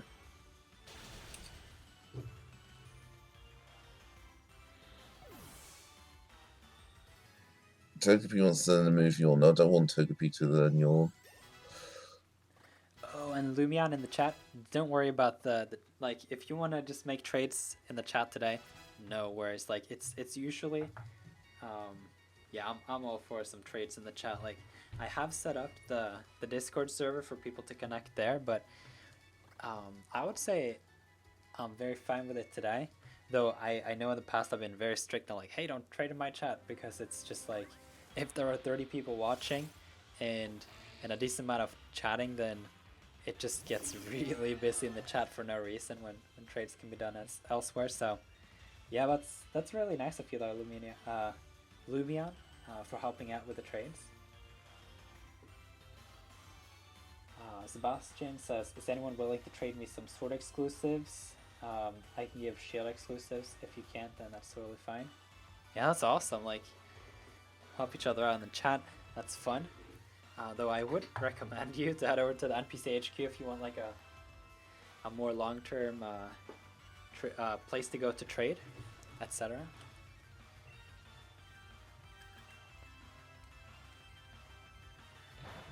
So 4 Dino now are in their level 30s. I was about to say, they're in their 30s. They're growing up.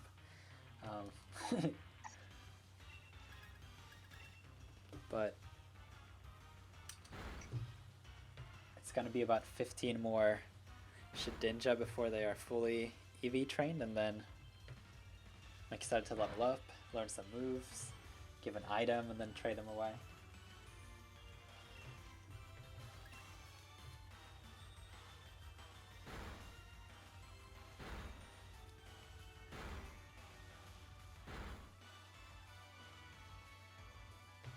Oh, Lumion, just send me a message on Discord and I can help you out with that.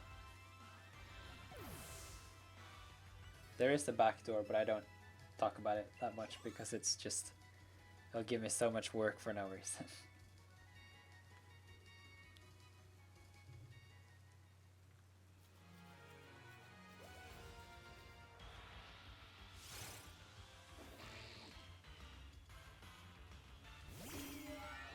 Shiny Pawniard update, nothing yet on my end. I've been beavering away trying to get my Pawniard.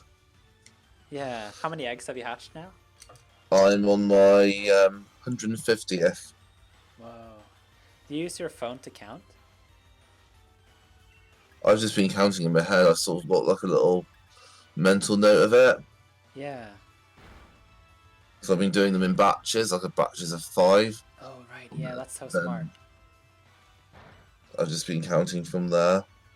Yeah. Did you know what I figured out with eggs? Like, have Oh, you ever yeah? had issues with getting eggs fast enough?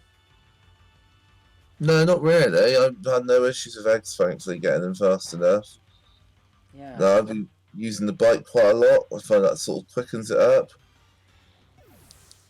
I found that when I'm in Route 5, I sometimes run dry for eggs, and that's not fun, because then you have to stack them up again, and that takes a while. And you kind of want to hatch in between while getting enough eggs so you can hatch in batches of 5, and then...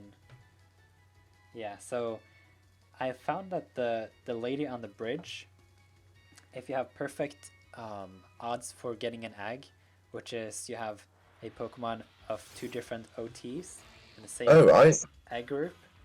So for example, if you have Ditto and Pawniard, then that's really good. But if not, you want to have 2 Pawniards in order for it to be like the most chance or the highest chance to get an egg. But then, then that white girl, or the girl in the white t-shirt on the bridge, kind of marks how short you have to bike in order to get a new egg. That's what I found anyway. Like if you just bike past that one girl and bike back, there's always a new egg.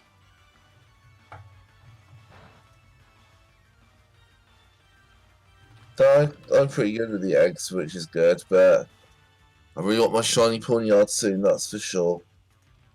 Yeah, it looked really cool, so I wish you good luck with that. Thank you, dude. Alright, Lumion, I've now fixed it in the server, so you have access to everything.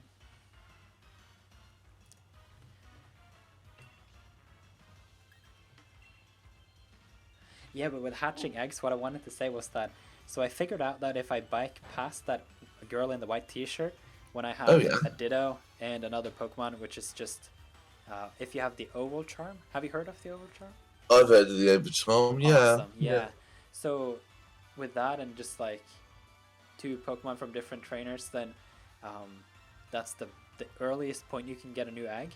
But what I've figured out is that it's actually possible and efficient to put two pairs of Pokemon in the daycare, like both in the wild area as well as in Route 5, because when you walk a step, let's say you walk enough in Route 5 while having Pokemon in both daycares, then when an egg shows up in Route 5, it will also show up in in the wild area. So you can get twice as many eggs with little extra efforts. You just have to fly in between every other like egg that you receive. So let's say you're in Route 5 and you get an egg. You back and forth, get another egg, and then you fly to the wild area, get the egg that's automatically like just there for you. You back and forth, get a new egg, then you fly back to Route 5, and then I think I said Route 4. I mean Route 5, and I've just found that to be like an insane method of getting a lot of eggs. So if you ever have troubles with getting enough eggs, then I recommend that method. Oh, right, thanks, man. I'll remember that. That's extremely helpful. Sorry, I had to throw in another egg pan. It had to be done.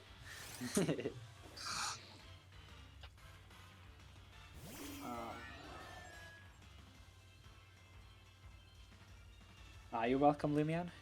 No problem. A friend and I were trying to get an Eevee with anticipation in a ball. I had the Pokemon in the ball, she had the ability, and you got it. That's awesome. I like the ball mechanics like that. There are some Pokemon that can't be in certain Pokeballs because it's just that at some point you will have needed to have that Pokemon caught in a given Pokeball. So, for example, you'll never you'll never see the starters in a different Pokeball than a normal Pokeball, because it can only be obtained when you start the game, and then it will always be in the Pokeball. Oh, right. There are ways, like for example, if you have a Wooper with a hidden ability, then it is possible for you to have one Wooper in a lame Pokeball, and then you want it like in a more cool Pokeball, like the Heavy Ball or the Dive Ball, then you can have one of the parents pass down their ball to the offspring. I'm learning a lot about Pokemon breeding I've ever learned before today. Yeah, there's a lot That's of stuff really like that. Thank you. I think it's pretty interesting. I feel like as I breed more and end up with more Pokemon in my boxes, like I come to cherish the Pokemon that have hidden abilities that are difficult to get, or that are in special bowls, or a combination of the two, and things like that. It's me, Sky says hello. Hi. Yeah, and then Jerry says, why training so many dinos?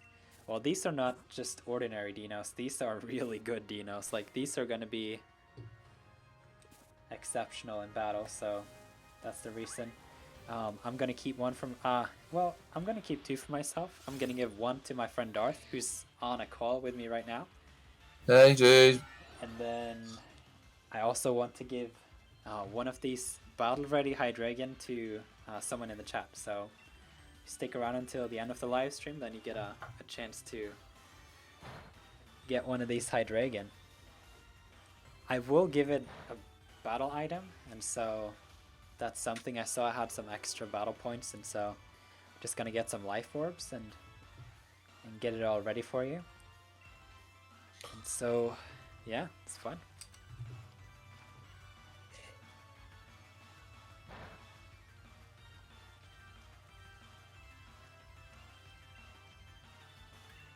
I really need to change the Pokemon I'm using. The damage that I'm doing with the not very effective moves is not very great. Lumion says, I do more hunting than breeding, so I'm about 20 shinies. Whoa, that's awesome. It's me, Sky asks, do you Gigantamax hunt? Some every now and then. I do like my Gigantamax Corvic Knight. And then the Alolan Oshawott says hello and welcome to the live stream. Good to see you.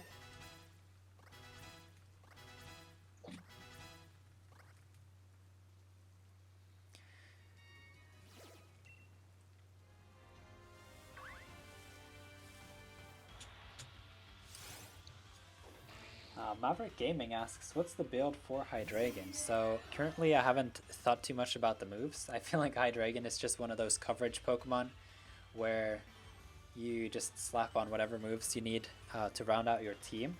So that's kind of why I haven't planned too much as for the moves. Though stat-wise, it's just a timid Hydreigon with max special attack and max speed. And then I plan to just give it a life orb, and so it's going to do a lot of damage to the opponent. Though with a timid nature, you could consider a choice specs for some extra damage on top of the life orb, since the life orb will make it so that it does 30% more damage, while the choice specs will give it a whole whopping 50%. Akil says hello. Welcome to the live stream, good to see you.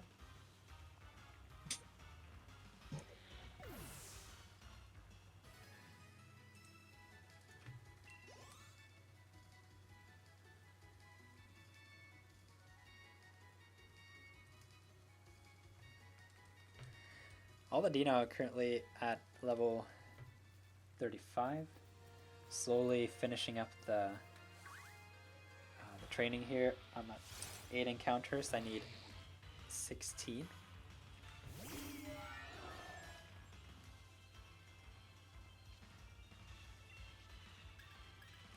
Meanwhile, I'm just making curry for my Togepi and my Colossal. Whoa, you talk about curry. I have actually never tried that feature. Do you know what it does?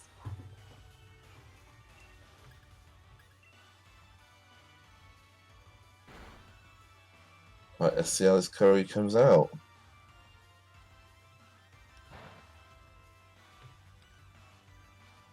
Lumion says that Gudra is one of my favorite dragons. Gudra is cool as well. Hydreigon is cool. Garchomp. Salamence. Were there even a dragon in Gen 2? Yeah, it was Kingdra. Oh, Kingdra, of course. Is Kingdra a pseudo-legendary? No, it isn't. The pseudo-legendary in that gen was Tyranitar. Right. But Kingdra was the only dragon Pokemon in Gen 2. Yeah, I have categorized that as water dragons. I didn't think about that. Oh, I'm so excited that it's coming back in the Isle of Armor. I was so happy when I saw that. That was one of the hype moments when I was actually watching the trailer with my girlfriend. Oh yeah. That was fun, and then I saw a Kingdra and I was like, oh, hey, hang on, that was Kingdra. I'm gonna send Darth a message after this. I literally did the biggest cheer in my room. I was just like, yeah, the seahorse is returning in high definition. Yeah.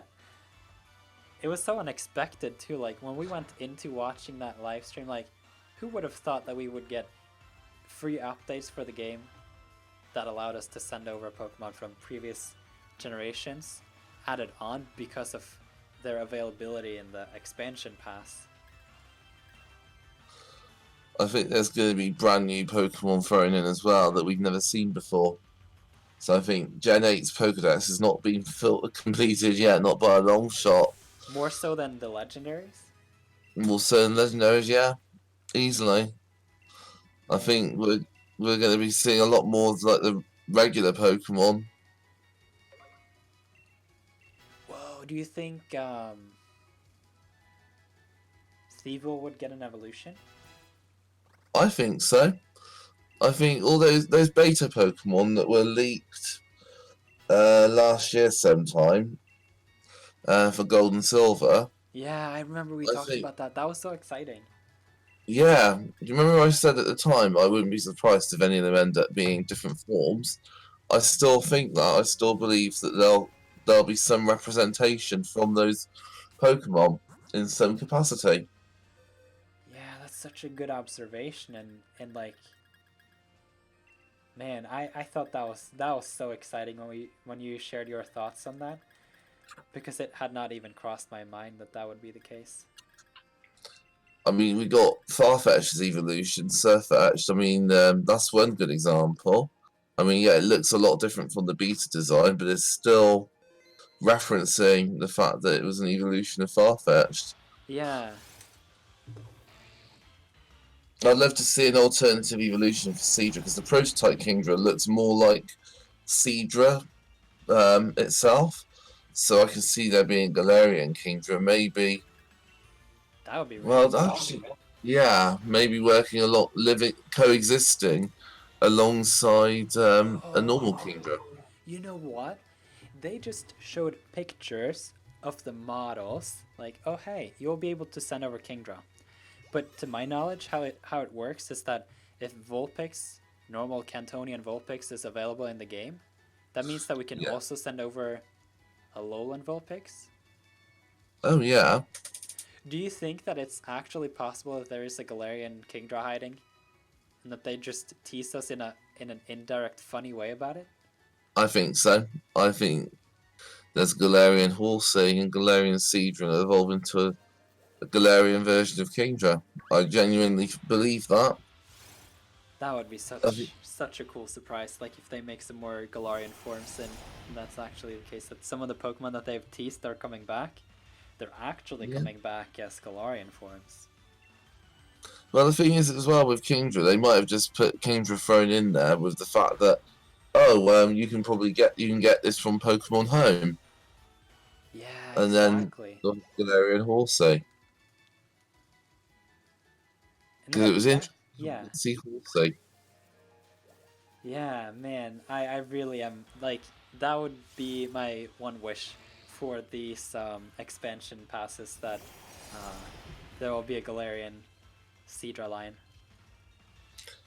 There's a lot of potential. I mean, the Isle of Armor has a lot of potential, and because we never.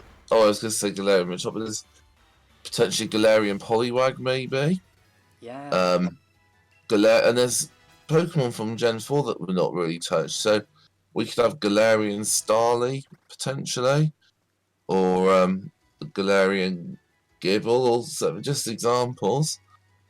And some of the bug types, like Galarian Dustox, we might get Galarian versions of little known Pokemon that weren't really used in Gen 3 or 4 that much. Yeah. So I think there's a lot of potential with these expansions. I mean, Galarian Slowpoke won't be the last new Galarian Pokemon, believe me.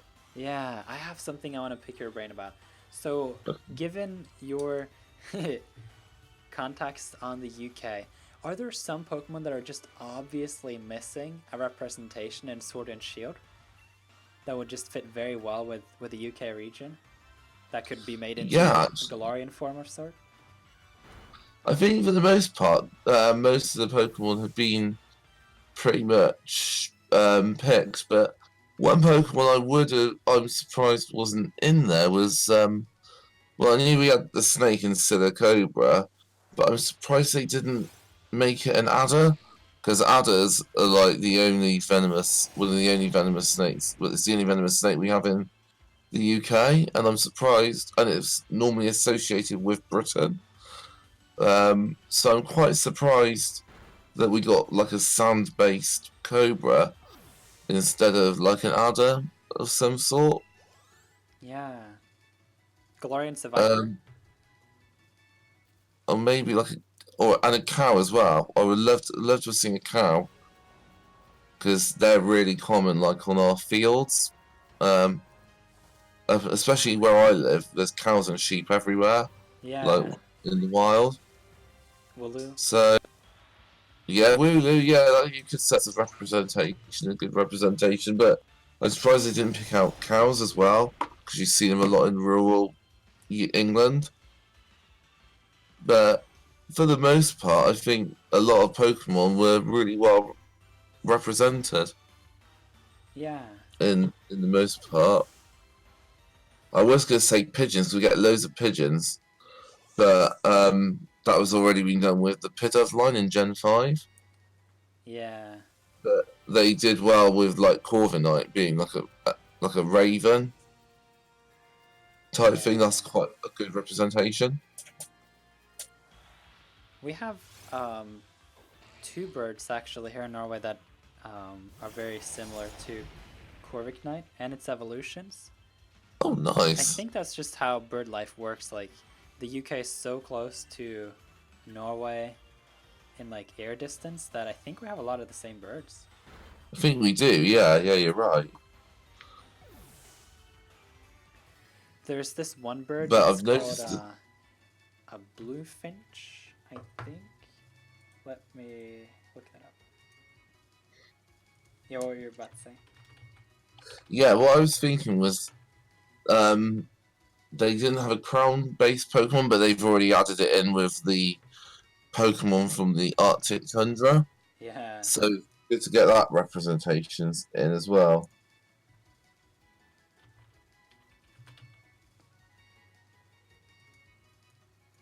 I quite like the bear in Isle of Armor. That looks really cool. It looks so cute in its like pre-evolved form. The panda. No, no, Cub Fu, the new one that was introduced Yeah. in the Isle of Armor. And I like what it's going to evolve into. I mean, the potential water and fighting type, that's not been done very often, so that's quite exciting. Yeah. I kind of like that concept, like with Cosmog now and the new legendary in Isle of Armor, that they give them Yeah, evolutions. I like that as well. It gives legendaries a bit more. It substantiates them a little bit more, in my opinion, Yeah. and makes them seem more like Pokemon than just makes them seem not more like normal Pokemon. Yeah.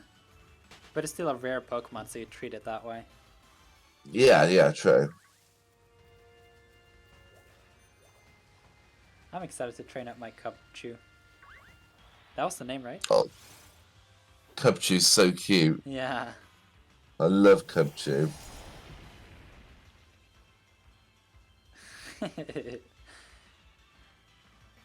Hey Shelby, I couldn't say it. I saw it, but I'm scared of demonetization.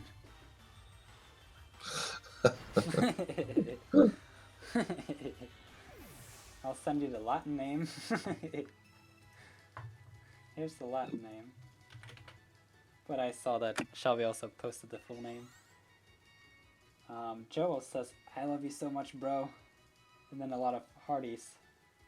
If you were following Shelby's example, then I guess that works, but that's funny. So for context, Hardcore Pokemon Master is my girlfriend. So she's in the chat. Hi, Hardcore Pokemon Master. Yay. Shelby says they should make an epic shut nice Pokemon. That is true. They kind of made That the blue tit Pokemon. that'd be so cool. Rookidee is that Pokemon. Like, if you look up that name, it looks like Rookidee. And then we have the Raven Pokemon, the Raven bird, I mean, not Pokemon, here in Norway as well. So I feel like I have a real connection with Rookidee and Corviknight in that whole evolution line, really. Yeah, that's true.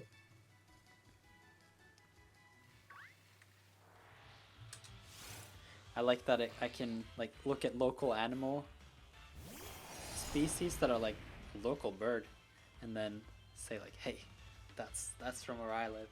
I remember, or I recognize that Pokemon. I was like that when I saw Wooloo. I was just like, well, that's a Pokemon I recognise from Yeah. the other day. I saw.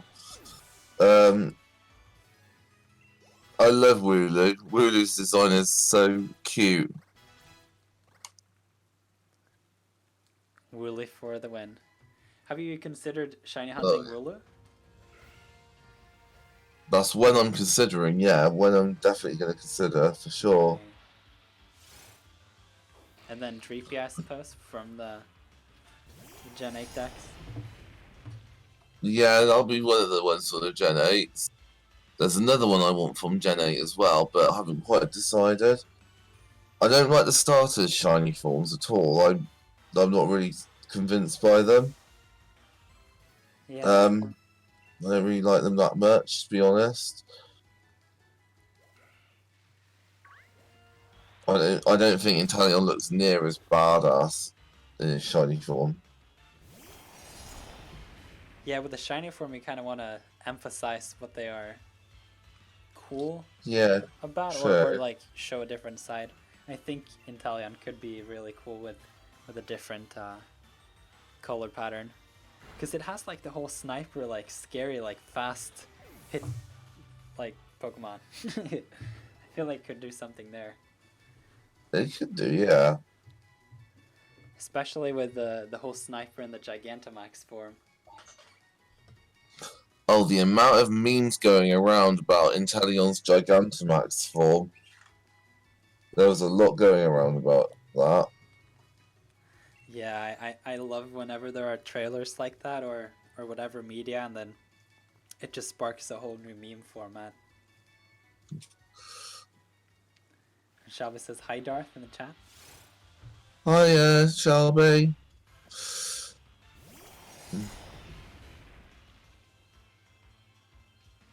I just got a Japanese, what's it called? The pre-evolved Dreadnought. I've got a baby version, a Japanese version. Rather randomly through surprise trade. Choose something. That's Tutel, that's it. Oh. Yeah. I couldn't remember its name for a second. That's just how it goes. When I was making the video guides for this game, it was interesting. Like I was pronouncing Pokemon for the first time. I've never heard anyone pronounce their names, like Aracuda, Nickit, Thievul, and all those. Like I had no idea. I was just guessing. Yeah. Because some of them can be pretty tricky. They can be, yeah. Nickit, interesting little fact for you. It's part of English slang. So to nick something is slang to steal. Oh. I could turn around to someone and say, I'm going to nick that hat over there, for example. So I'm going to nick it. Right. So hence why I really like Nickit's name. Yeah, and foxes are known to steal things. They're curious. They're taking things and playing with them.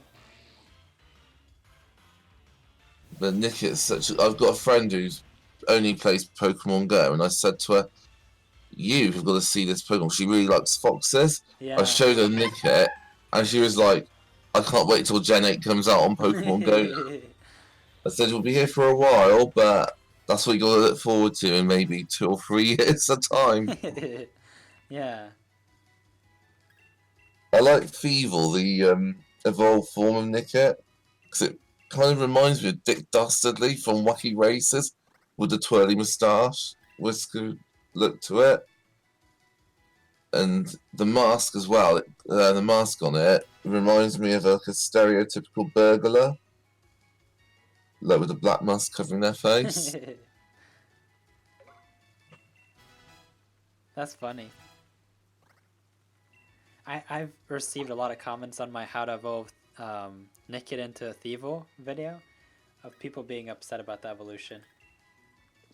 Yeah, not a lot of people liked his evolution, whereas I was just like, it looks so cool. Also, people are complaining about its stats, like it's not very strong at all. But I don't mind. But that can easily be changed with the right training and the right EV training. That can easily be rectified. Yeah.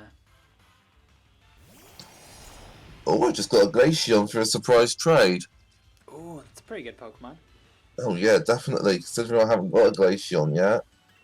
One of my favourite ice types as well. Oh yeah, I love the evolutions. I love Glaceon. Do you like the change that it now evolves using an ice stone? I do, yeah. I think it's quite. Wait for it. Quite cool. Brian says, "Yo, hey, what's up, Brian?" Hi, Brian. I got Darth Browner here on the call. You can see a screenshot of his YouTube profile picture and his username if you want to hop over and check out his YouTube channel. There's a link in the video description. He's into Pokemon and Zelda and Mega Man and video games, and I would say his channel's pretty good.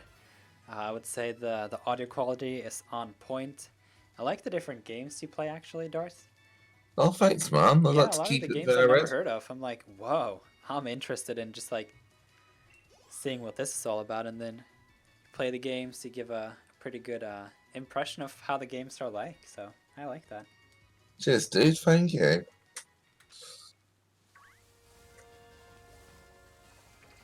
I will say this as well. With the games. I'm really much more into the Pokemon games than I've ever been before. Because in Gen 7, I was getting a bit sort of bored of like the same routines, and then I saw your video and I watched more videos, and I'm like, almost like a fire's been reignited in me. Really? So I've got a lot more enthusiasm thanks to you now. A lot more enthusiasm What was it into that the game. that do you know why that is? It's because watching your videos made me think, you know what? It just sort of got me more interested, like the different ways I can catch Pokemon. Like, I don't know, just something inside me sort of just got triggered. Almost Yeah. like almost like a fire being lit up again. So I'm well into the games again now.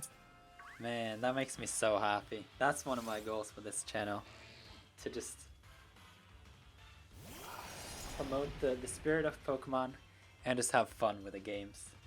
And not only have fun with the games, but have fun with the games together. Yeah, too right. I like the whole community spirit that's emphasized. I like that side of things. That's awesome. Something I've put some thought into, and I'm glad that it works. Like, it's not easy to make a community online and actually have some decent people show up and have a fun time together.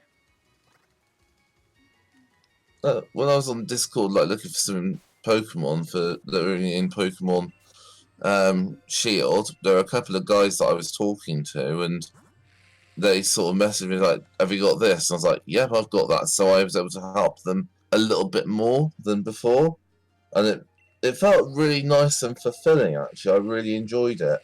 Yeah, I felt great helping people. yeah. And it's like a great way to have some leisure and some like you help out someone else and their day gets better, and so it's a nice way to play the game every now and then. Oh, definitely, yeah.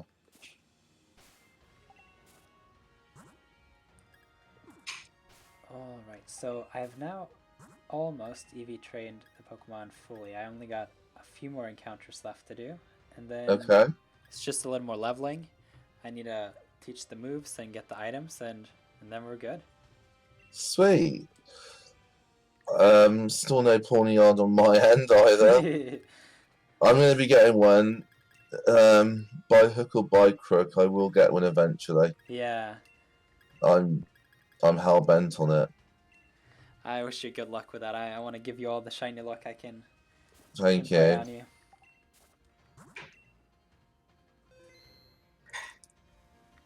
And at the same time as well, I'm trying to keep my Togepi happy as well. Yeah. So I thought I'd do a bit of multi-skilling as well. Usually when I've been using my candies to level up Togepi, I feel like it's around level 29 that I will evolve. Yeah, I've not used any candies yet. It's on level... One thing that surprised me, I didn't know Togepi could learn Ancient Power. Ancient power's broken. Do you know why? Why is that? Do you know what its second or additional effect is? It raises all the stats.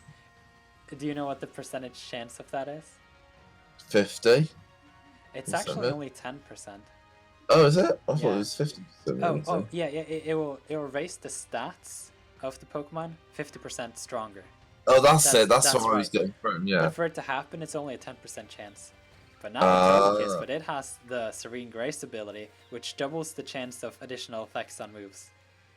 And Broken? Yes, I think so. 1 in 5 very, times you very use good. that move, you'll increase all of your stats by 50%. Except HP, of course, but that's a good move. I always use that when I want to send in my Togekiss on a Pokemon that has low HP that I can just knock out for free and get a potential boost. And then it's a rock type move, so it gives a lot of damage when it's super effective. But yeah, Ancient Power. Air Slash is good on a Togekiss. Flamethrower or Fire Ancient power. Blast.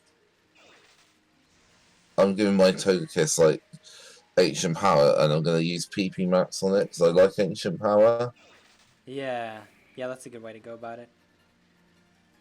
Hang on, Pumpkin Boost defense, I think.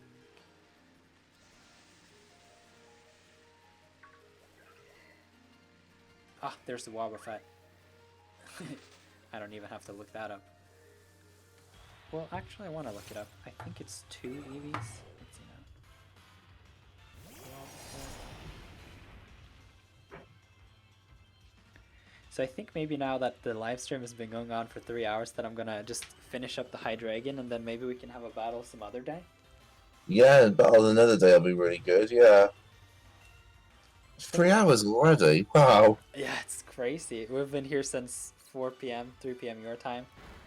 And so we need to round it up so we don't spend way too long on this, but it's been very fun. Oh, definitely. Yeah. Oh man, I messed up. Let's see now.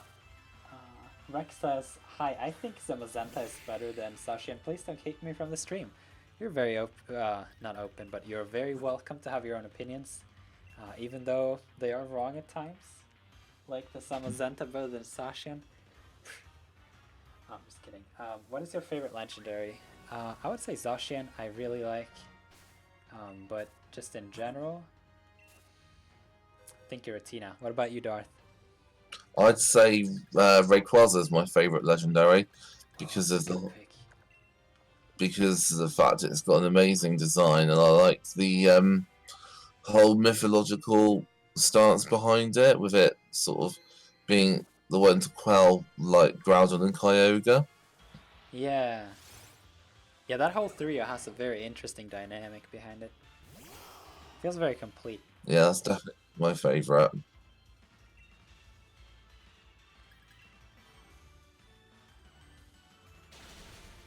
Rex asks, where is everybody? We have been going on here with a live stream for 3 hours, and I also did have some audio issues that I didn't fix too fast in the beginning, so I don't know if people stuck around for this long, but those who have had some messages in the live chat have been replied to, and then we've had a good time. Yeah, it's been really cool.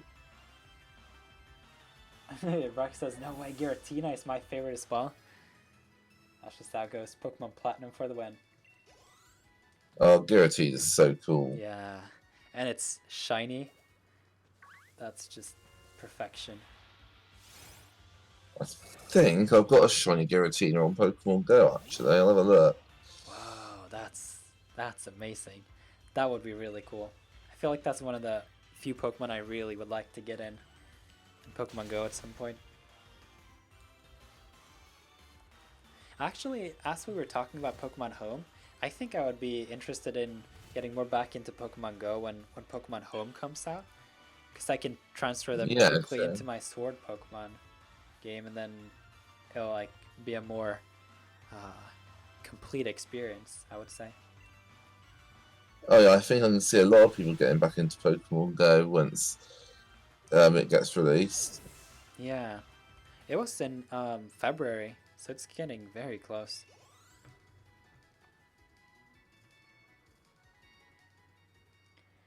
But Hoenn is my favorite region. Hoenn is pretty cool. Got that remake treatment in the 3DS era, but Owen's really cool. I like Owen, but I'd say my favorite is Johto. really? Um, Johto's your favorite region? Johto's easily my favorite region. Whoa, how so? I like the variety. I like the fact it's very old-fashioned, and it's got a real rural vibe to it. And you've got Blackfall City Gym, which is basically the home of Dragon Pokemon Yeah. in that region. And me being a primary Dragon type trainer, that's one of my favourites. And it's got my favourite champion in Lance as well. Yeah. Man, that's really cool. Johto is actually my favorite region too, but I feel like people don't like it for some reason. It's like, it's so small. It had to it needed some support from Kanto to be cool, or arguments like that. I'm like, man, did you forget? It's the region you start in with Pokemon Soul Silver and Heart Gold. There's no better region than Johto. Like, obviously you can have more complete regions, but I just feel like the experience of playing in Johto is so good that Oh, definitely. mm, You've got a very good point there in that respect. It stands up on its own, Johto, without a doubt.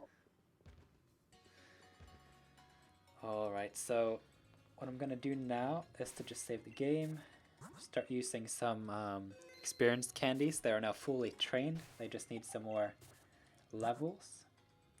Cool. So we're getting really close now.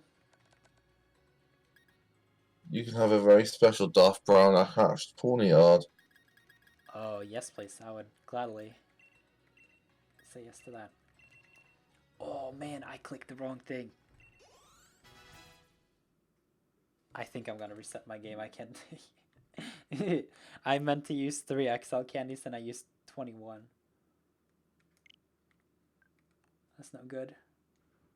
630,000 experience just in one go.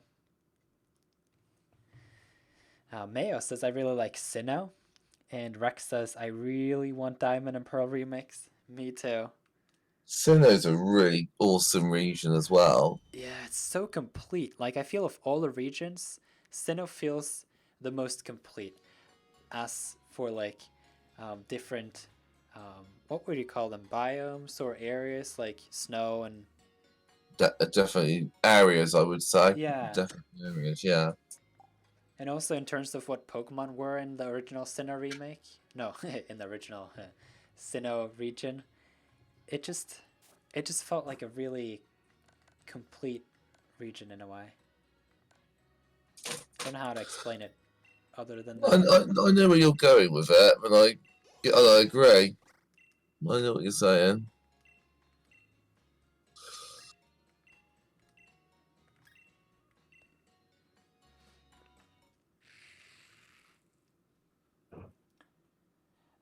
Rex says, and hello, Maxim, welcome to the live stream.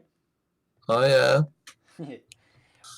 Rex asks, what do you want your competitive team to be? Well, I actually have a competitive team already. I have an Aegislash, a Togekiss.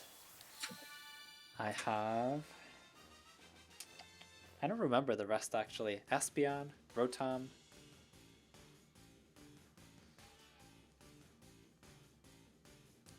Yeah, I don't remember my team. That's awkward.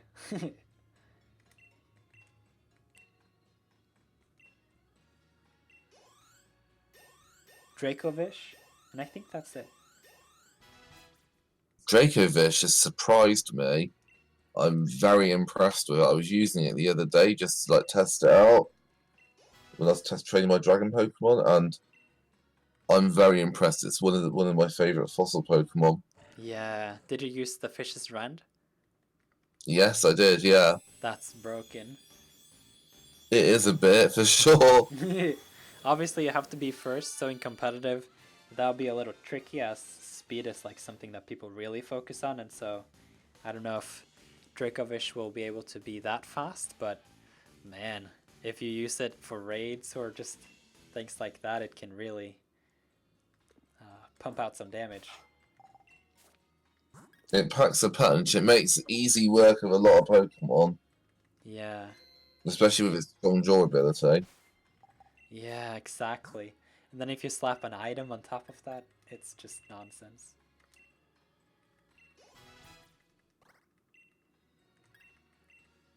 Yeah, I still need to work out what item to give it. I've got a rough idea, but I need to sort of think. Mayo says the problem is it's ugly as hell. No, it's a fossil Pokemon. It's cool. C-O-O-L. It's not ugly.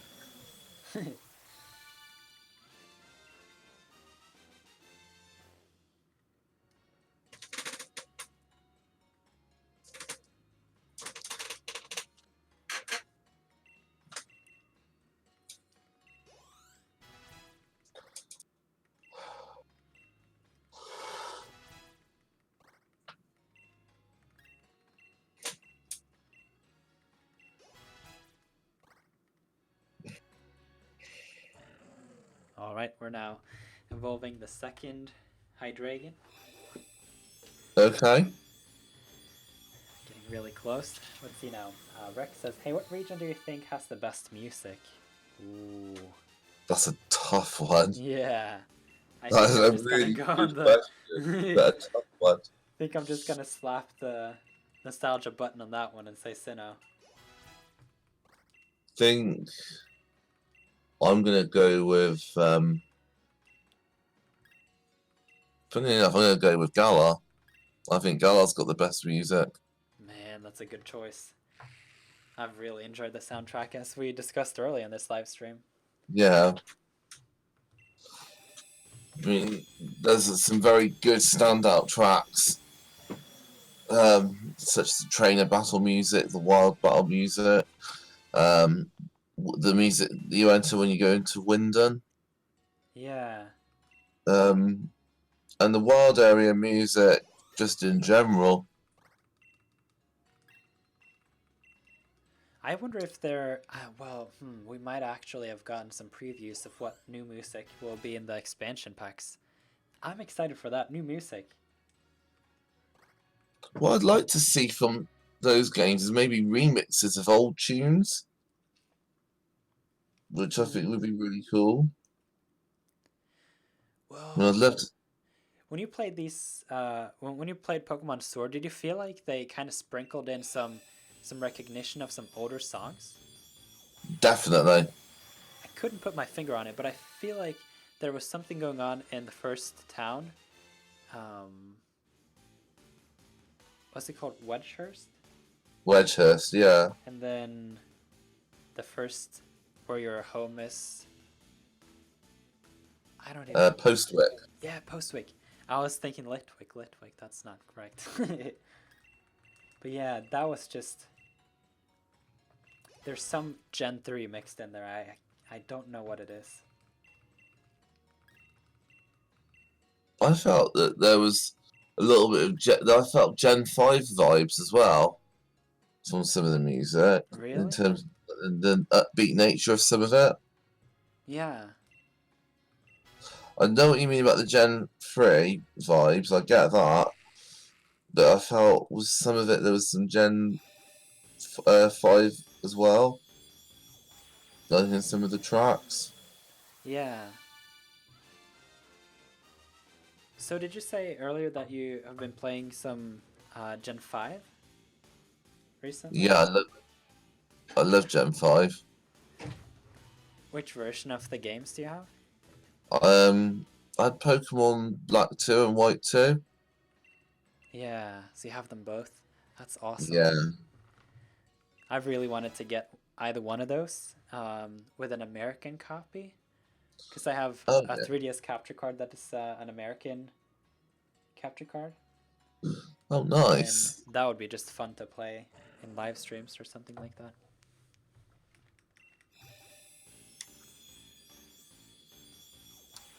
Gen 5 had some good music. Yeah, I feel like when I think of awesome route themes, it's always Gen 5. Like Route 10 is one that comes to mind. Oh, definitely. I agree with you there. Yeah. All right. Quite like Hamilau City's music. Such a happy theme song when you enter a town. Yeah. And Nimbaza City, which is so upbeat. Yeah. Do do do do do do do, and so on.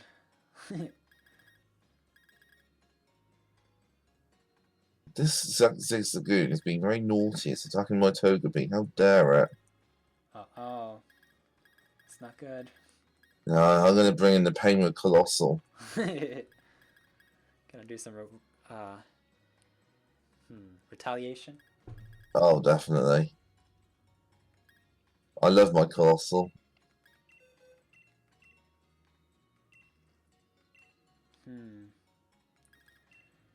Do you happen to know where the Draco Meteor tutor is in this game? I don't know. I have no idea where it is, I have to look that up unfortunately. in a second. So I'm thinking about teaching the Hydreigon Flamethrower, Surf, Draco Meteor, and then maybe Flash Cannon. That's a good idea. Flash Cannon especially, because it'll be anti-fairy Yeah, type. just get rid of those right away. Oh, my Togepi's evolving into Togetic. That's exciting. Do you have a shiny stone? I believe I do, yeah. They should be pretty available in the or by the Lake of Outrage. Should be, yeah.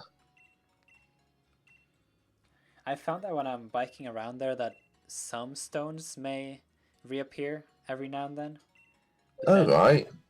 it's not like a very automatic thing, like if there's a new item there that all of them will be new at the same time, but I've been stacking up on some of them. Well, that's cool.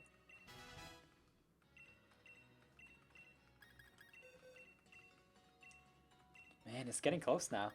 I have taught 3 of the Hydreigon now that I'm focused on. Flamethrower, Surf.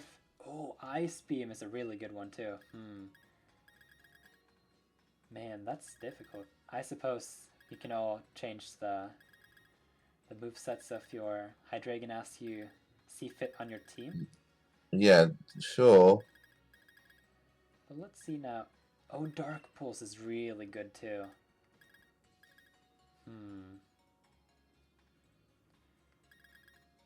I'd say definitely give it Flash Cannon. Would be a really good shout. Yeah. I don't think I have Flash Cannon currently. Let's see now if I can just look up if it's a TR or if it's a TM.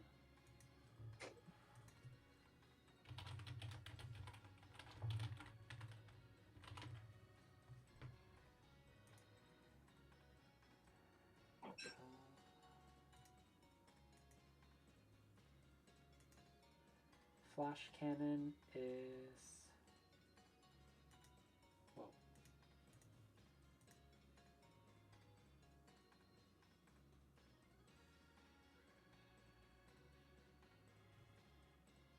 TR70. I understand.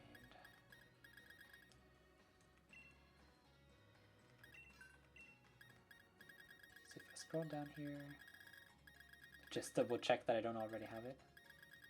Okay. No Flash Cannon. Alright, so what I'm going to do then is just to bike around in the wild area and see if I can find it.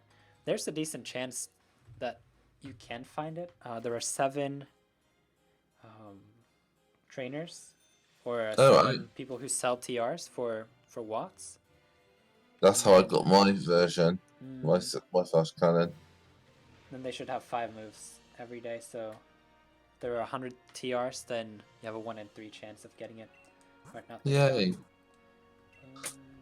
Yeah, let's roll the dice. Now on the first one. That's okay. Let's continue the adventure to get the Flash Cannon.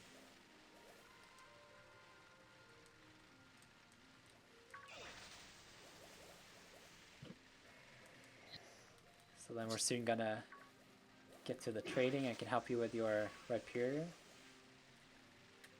Of course, yeah, thank you. Do you have the item already? Yeah, I've got it all, yeah, all ready to go. That's awesome. So you can do that, and then you'll get a Corvic Knight, V-God number 6, and then the Hydreigon.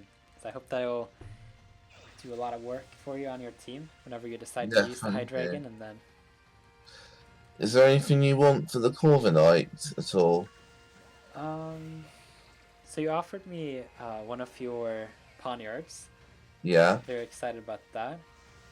And then if you have some other Pokemon you've bred that I have the OT Darth on, that would be really cool.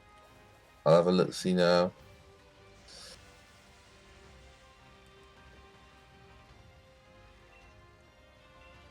See now, third person does have Dark Pulse. Gonna get 2 of those in case we don't find Flash Fire. No, Flash Cannon. Do you fancy a Goomy? What For did you the say? Corviknight? A Goomy. Oh, actually I don't have Goomy. Do you have Goomy? Yeah, I've got Goomy, yeah. Oh, I One that need I it for the bred. Pokedex. That would be amazing. Yeah, I want a Goomy. Okay, then I'll put that one aside for you as well. Thank you. No probs. Luca says, hello, Nirth. What are you trying to do? So I'm here with my friend Darth. Hi, Lucan. And we have been spending the past 3 hours breeding some Dino.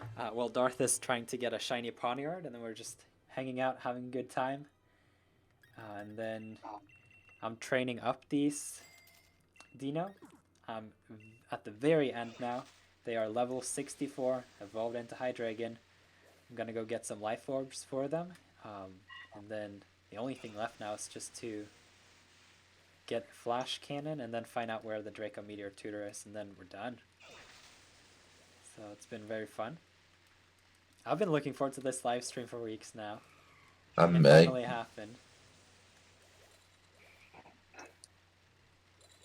Yeah, it's been awesome this afternoon. Thanks for having me. You're very, very welcome to come join the live streams. Okay, we got Substitute. No Flash Cannon this time. Well, we got 2 more people to visit. If I don't get it, I suppose you can teach Flash Cannon to your Hydreigon on your own. Yeah, I've got it on my version, so it won't be a problem. It's all good. Yeah.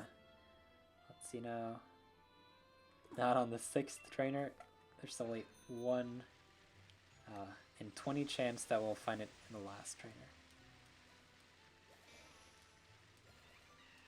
I thought it was so confusing with those trainers at first. Or not trainers, those bot traders. Like, they sell you Pokeballs, and then there are 8 different kinds of Pokeballs that they can sell you, but there are only 7 Watt traders, so there's a chance that you won't get the Pokeball you're looking for. And not only that, the Watt traders can have the same items. Like, it's just 7 rolls, like encounters. Oh, yeah. So This is all randomly generated. Yeah, so two of these can, like, sell you net balls, for example, on the same day. That's weird. Well, Luca says, I lost my Switch on the plane, so I can't do Masuda Method like you said, but hopefully I'll get it back. That is not cool. I hope you'll get it back, Luca.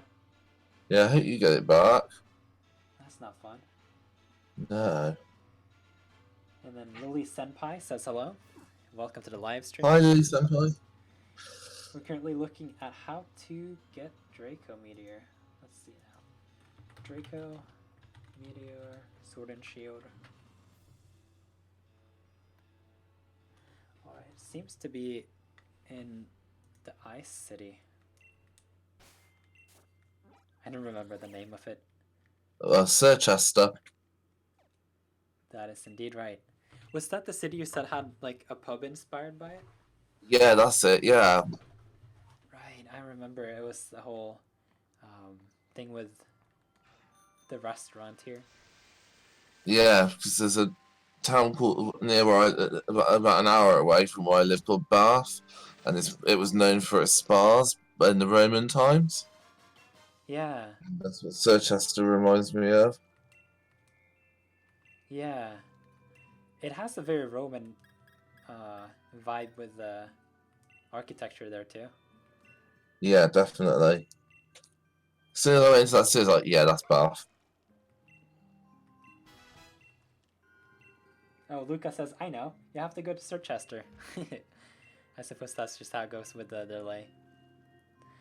There's an old man at the hero bath. Yeah, we got it. Thank you very much for wanting to help out the Luca. That's just how it goes with the delayed live stream. I think it's about 25 seconds or something like that. From when we say something to when someone can see it.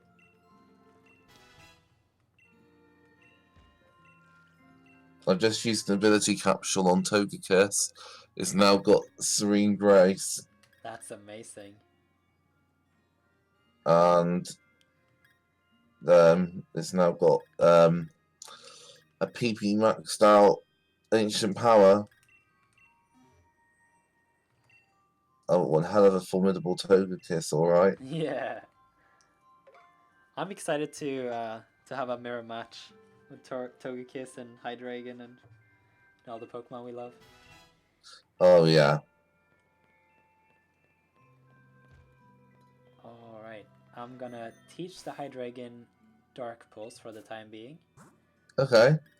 But then, of course, you're free to do whatever you want with your Hydreigon, and then I hope that you'll treat it well.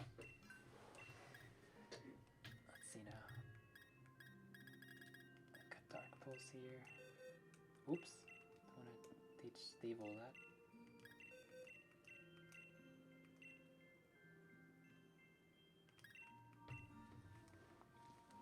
I'm excited to trade it to you. It's gonna be fun. I'm like to receive it. Alright, so as I've said a few times in this live stream, talking to the chat, if you are in the live stream and you're interested in one of these Hydreigon, you need to get your Switch ready. And then I'm just gonna figure out something to do and then choose someone who can get the one leftover Hydreigon that I have. Because I'm gonna keep 2 for myself. I'm gonna give 1 to Darth, and then I'm gonna give 1 to the chat. Do you have a good idea, Darth, how we can choose who will get the Hydreigon? I would go through just type in the code, link code, and then whoever enters it first. That could be a good idea. I was wondering if we should try to put together some sort of Pokemon quiz, and maybe the first right answer could be the one too. Yeah. I like that. That's a good idea. So the only thing left now is to just get the Life Orbs, and we're good. Okie dokie. So I'm flying to the Battle Tower. So we should get... I want to trade with you first, and then we can keep the excitement for the last Hydreigon a little longer. Gonna head over to this girl. I think this is where... Wait, is this only events? There we go. I only need 2 Life Orbs. I can just give those to the Hydreigon that I'll give to you. Okay. And we're getting really close.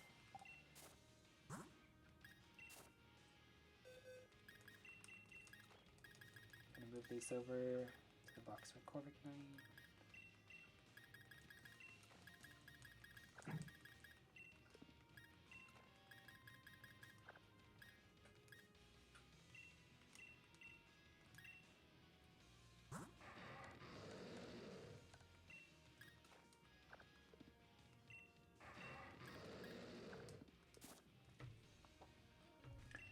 Alright, I'm gonna give them the Life Orbs.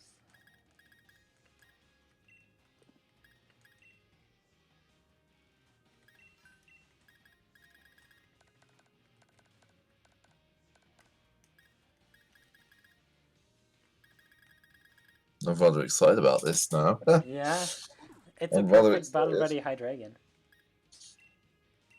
with item and Dynamax level and everything. You can basically Nice just put this on thinking. your team and it's gonna be real good. Yeah. All right, let's do the last checkup. So check summary. It's a Hydreigon. It's got Pokerus. It's holding a life orb. It's got a timid nature, and it's got Dracometer, Dark Pulse, Flamethrower, and Surf. Let's go through the second Hydreigon. Also got Pokerus, life orb, max Dynamax level.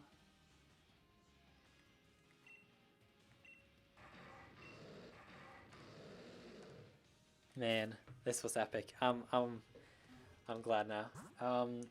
So usually when you have Pokemon that are competitive like this, I like to mark them. So I'm gonna do that, and then we're good.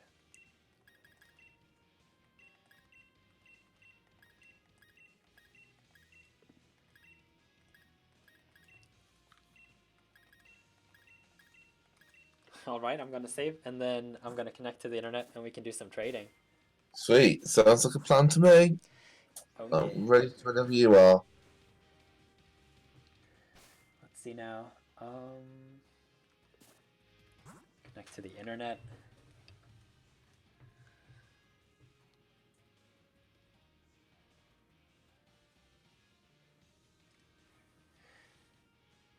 So in the case that you have a Switch and Pokemon Sword or Shield, I would be interested if you were to type in the chat to let me know if you're interested in this Hydreigon.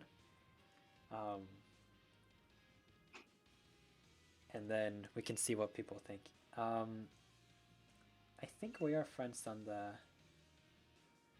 Switch already, but I don't think that matters. What should we set the link code as for with you and me, Darth? Okay. I'll set that now for you.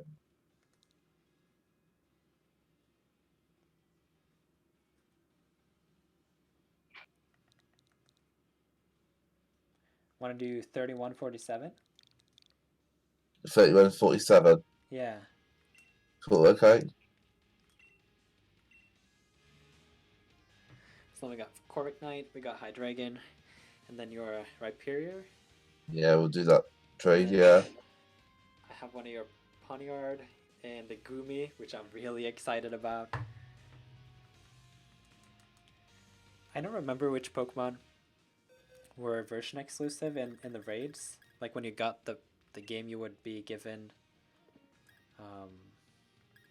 Oh, do you have a preference, male or female Hydreigon? I don't mind, honestly. I do not mind. Awesome.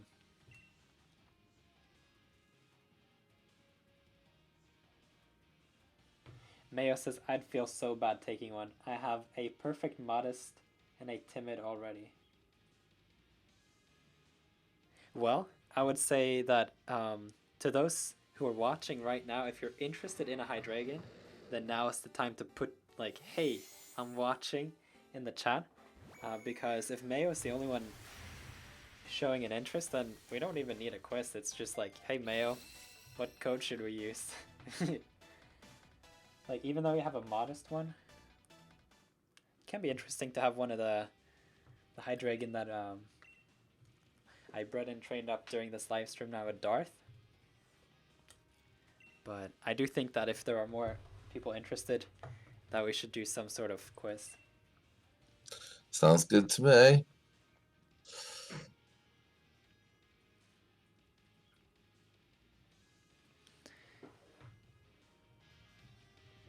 Is there any Pokemon you need help with when it comes to the Pokedex?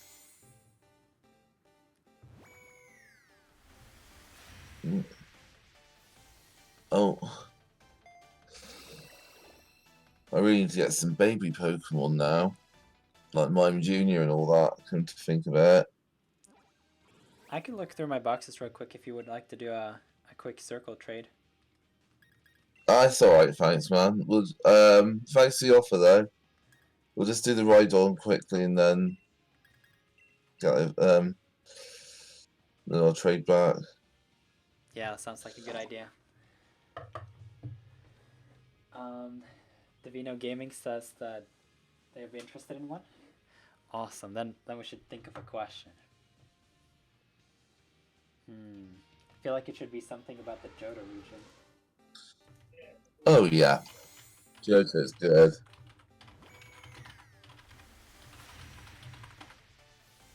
Gonna go to find some interesting question to make. It's evolving on my screen. It's very good.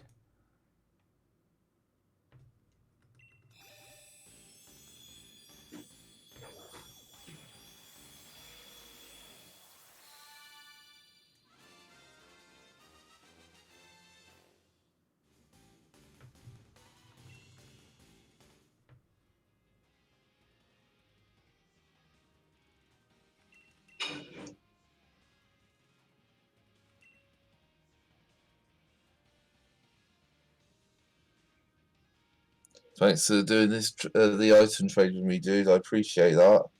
You're welcome. I'm glad I could help you with your Rhyperior. Rhyperior has been has been a constant member of my squad since Gen 1 when it was a Rhydon, and when I found it could evolve in Gen 4, I was like, yeah, the next stage is here. The new chapter. Damn right. That's how I felt with Magmortar and Electivire. Man, and Togekiss. And Togekiss, yeah. Thank you so much for the Ponyard and the Gumi. No problem. Did you see the items I attached to them? No, I didn't catch that. I attached some cool items. You've got a fossilized dino and a fossilized bird. Just in case you wanted the fossil Pokemon, I wasn't sure. I thought they might be able to help you in some capacity. Yeah, thank you so much. I appreciate those. That's Forgot to alright. put an item on well, no, both had. The Corvic Knight had the Maranga Berry, and the Hydreigon had a Life Orb. Yeah, it did. Yeah, thanks for those, man. Very welcome. Let's see now. So the last thing we do now is a short quiz question. Yeah? If you have a suggestion, Darth, maybe you can send it in a message on Discord, or maybe you can just say it out loud, and then we can wait for the answer in the chat. I'll say out loud. Name the 3 legendary dogs in order. In order. Yeah. So the Pokedex order.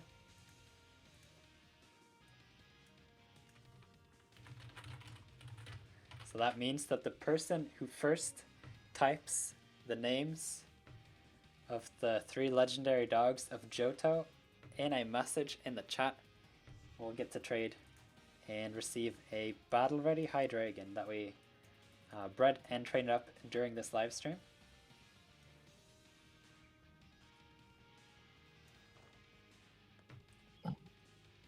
There's a 20-second delay, so hopefully someone's up to answering your quiz question.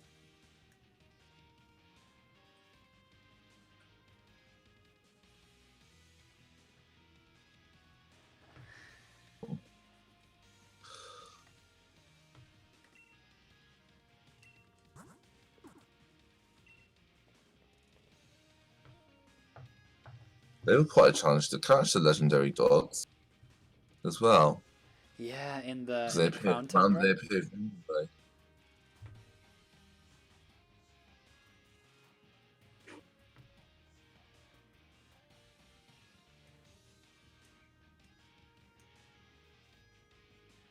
Entei, Suicune, and Raikou, says Luca. Can I still answer even though I don't have my Switch? We got Mayo. They've got the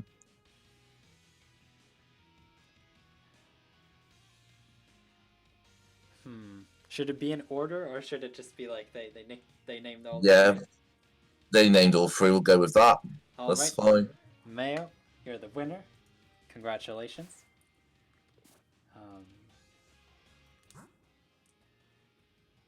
let's do a trade. So, Mayo, please let me know what your IGN is. Maybe I can just type it out. Congratulations, Mayo.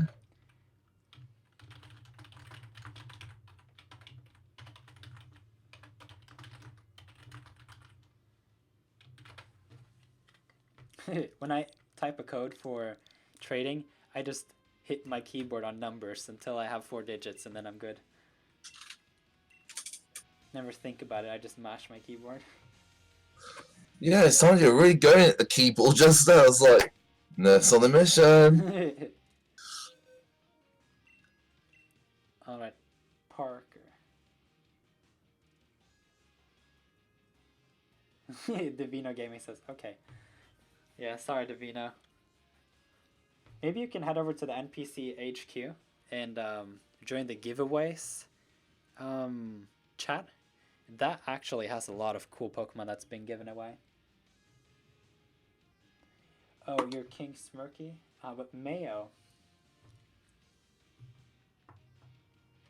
Let's tag Mayo.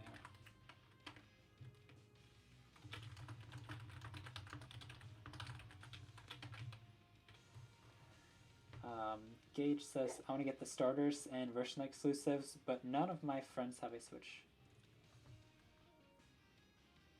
Okay, so I'm linked with Parker, that's no good. Let's try again, Mayo.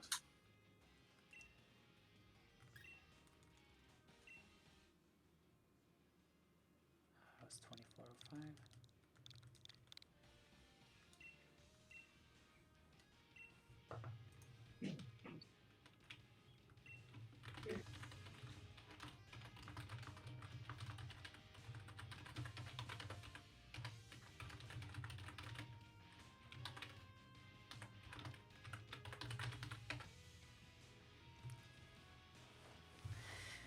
I hope that after this live stream that people will go to the video description and check out your channel, Darth.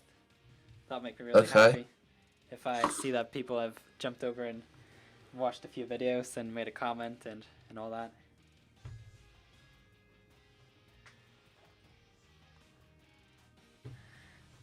I did have the screenshot here that says 151 subscribers. Got the lucky number from you. Mayo, awesome, we're connected. Epic. Here is the Hydreigon. Mayo's free to give me back whenever she may.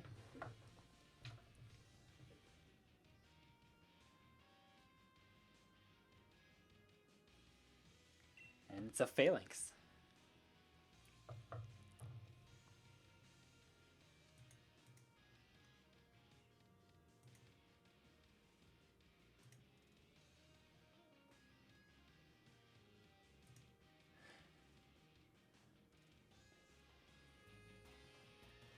Thank you for putting me in your recommended channels, by the way. No problemo. I got you in my recommendation as well. Oh, thanks, man. Cheers.